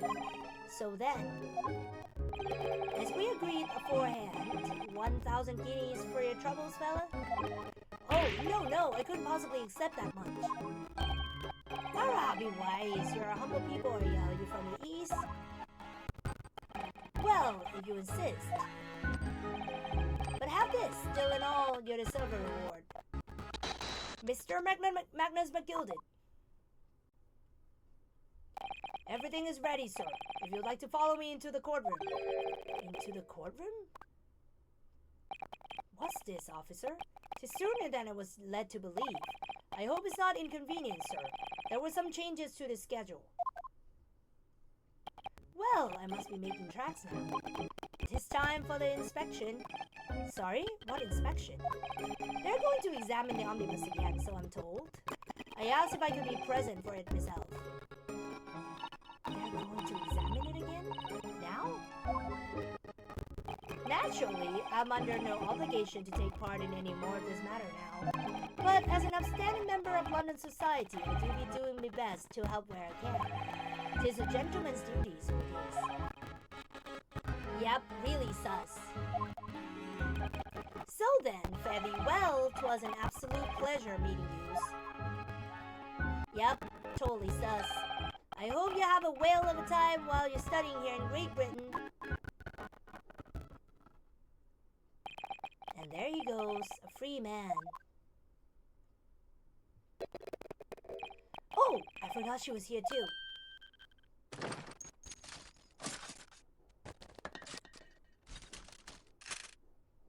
Don't move!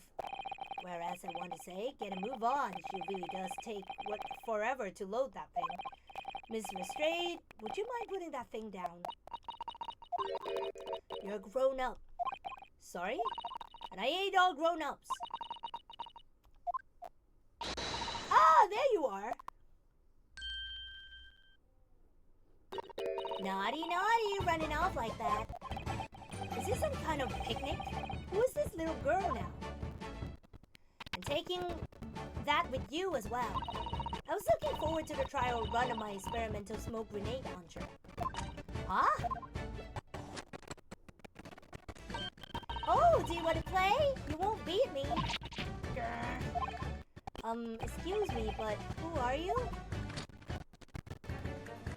Oh, good day to you. I'm, well, the inventor, I suppose, of that machine. The inventor? Well, normal smoke grenades are so dull, don't you agree? White, and more white. If you have to be shrouded in smoke, it could at least be a pretty color. I thought to myself, do we have to be shrouded in smoke at all? I just took my eyes off it for a moment while it was changing into a different omnibus, and she pinched it. Luckily, it fitted it with a telegraphic beacon. What's it? What? I have no idea what this girl is talking about. Anyway, you're coming with me now, back to my laboratory. What? What for? To apologize, of course, silly, to my technician. What? You mean, say sorry? You must say sorry when you've done something wrong. Surely an adult has told you that before. An adult? I don't listen to no adults. Come along then, follow me. Fine, have your way. Oh good, you see, I knew you'd want to do the right thing in the end. I'm fairly sure that what she wants is not to get shot by the massive gun of yours.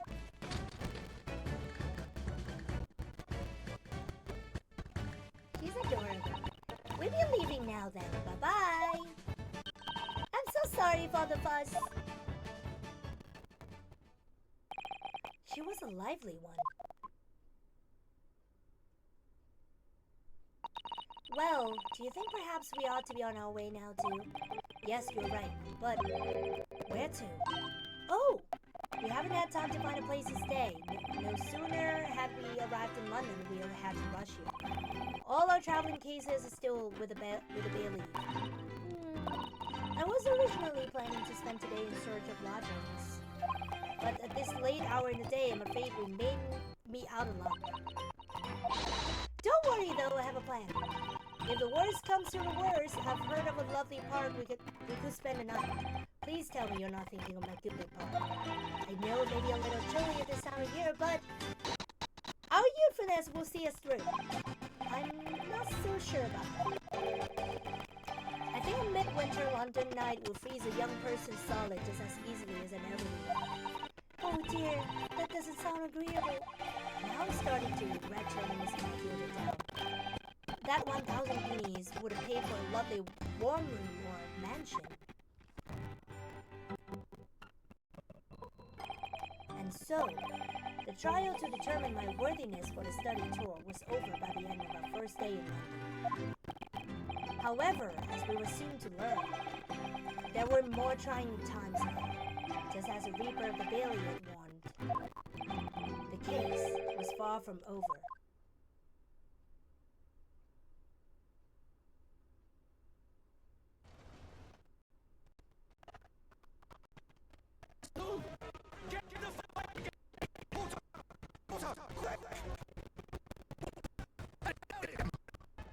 Sir, by the time I got here, it was already in...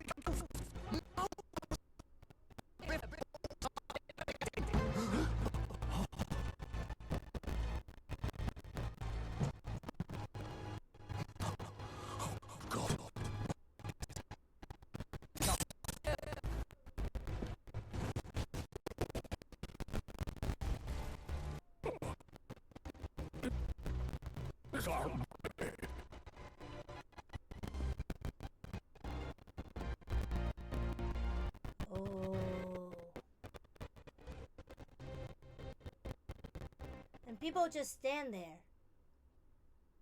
What? End. Okay, I think this is the time that we end this stream. I'm gonna save it. Well, wait, why am I having this slot? Oh, yeah, sure.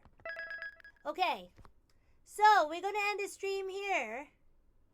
And, of course, it's far from, you know, it's far from over, just like he said. Because, well, the omnibus was on fire for some reason, and of course, and a person or some people are in there while the fire occurred. So, yeah, we're gonna see it through, I believe, in the next streams. Thank you so much, everyone, for coming. Thank you, thank you, thank you. And I'll be seeing you some morning. I guess it'll be some morning in the week. I don't remember all of my schedule though. Let's see. Oh, it'll be on Thursday.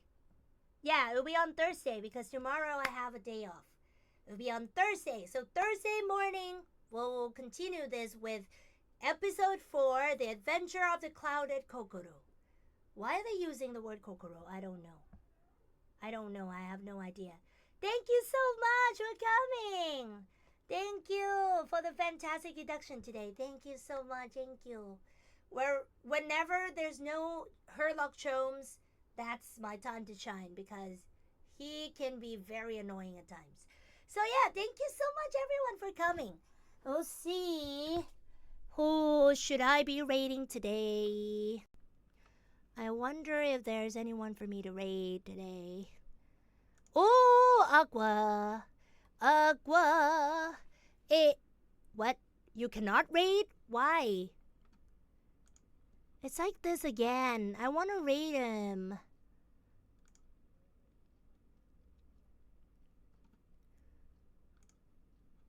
Why are you unable to raid? Okay, fine. I won't raid him then. Okay, fine. I don't know why you can't raid, but yeah. Thank you so much, everyone. I am going to raid somebody, so please. I'll raid Reika then. I don't know why I can't raid, but yeah. Thank you so much, everyone, for coming. I love you, and I'll see you later. Bye-bye! Kiraryoku! Over and out. Mwah!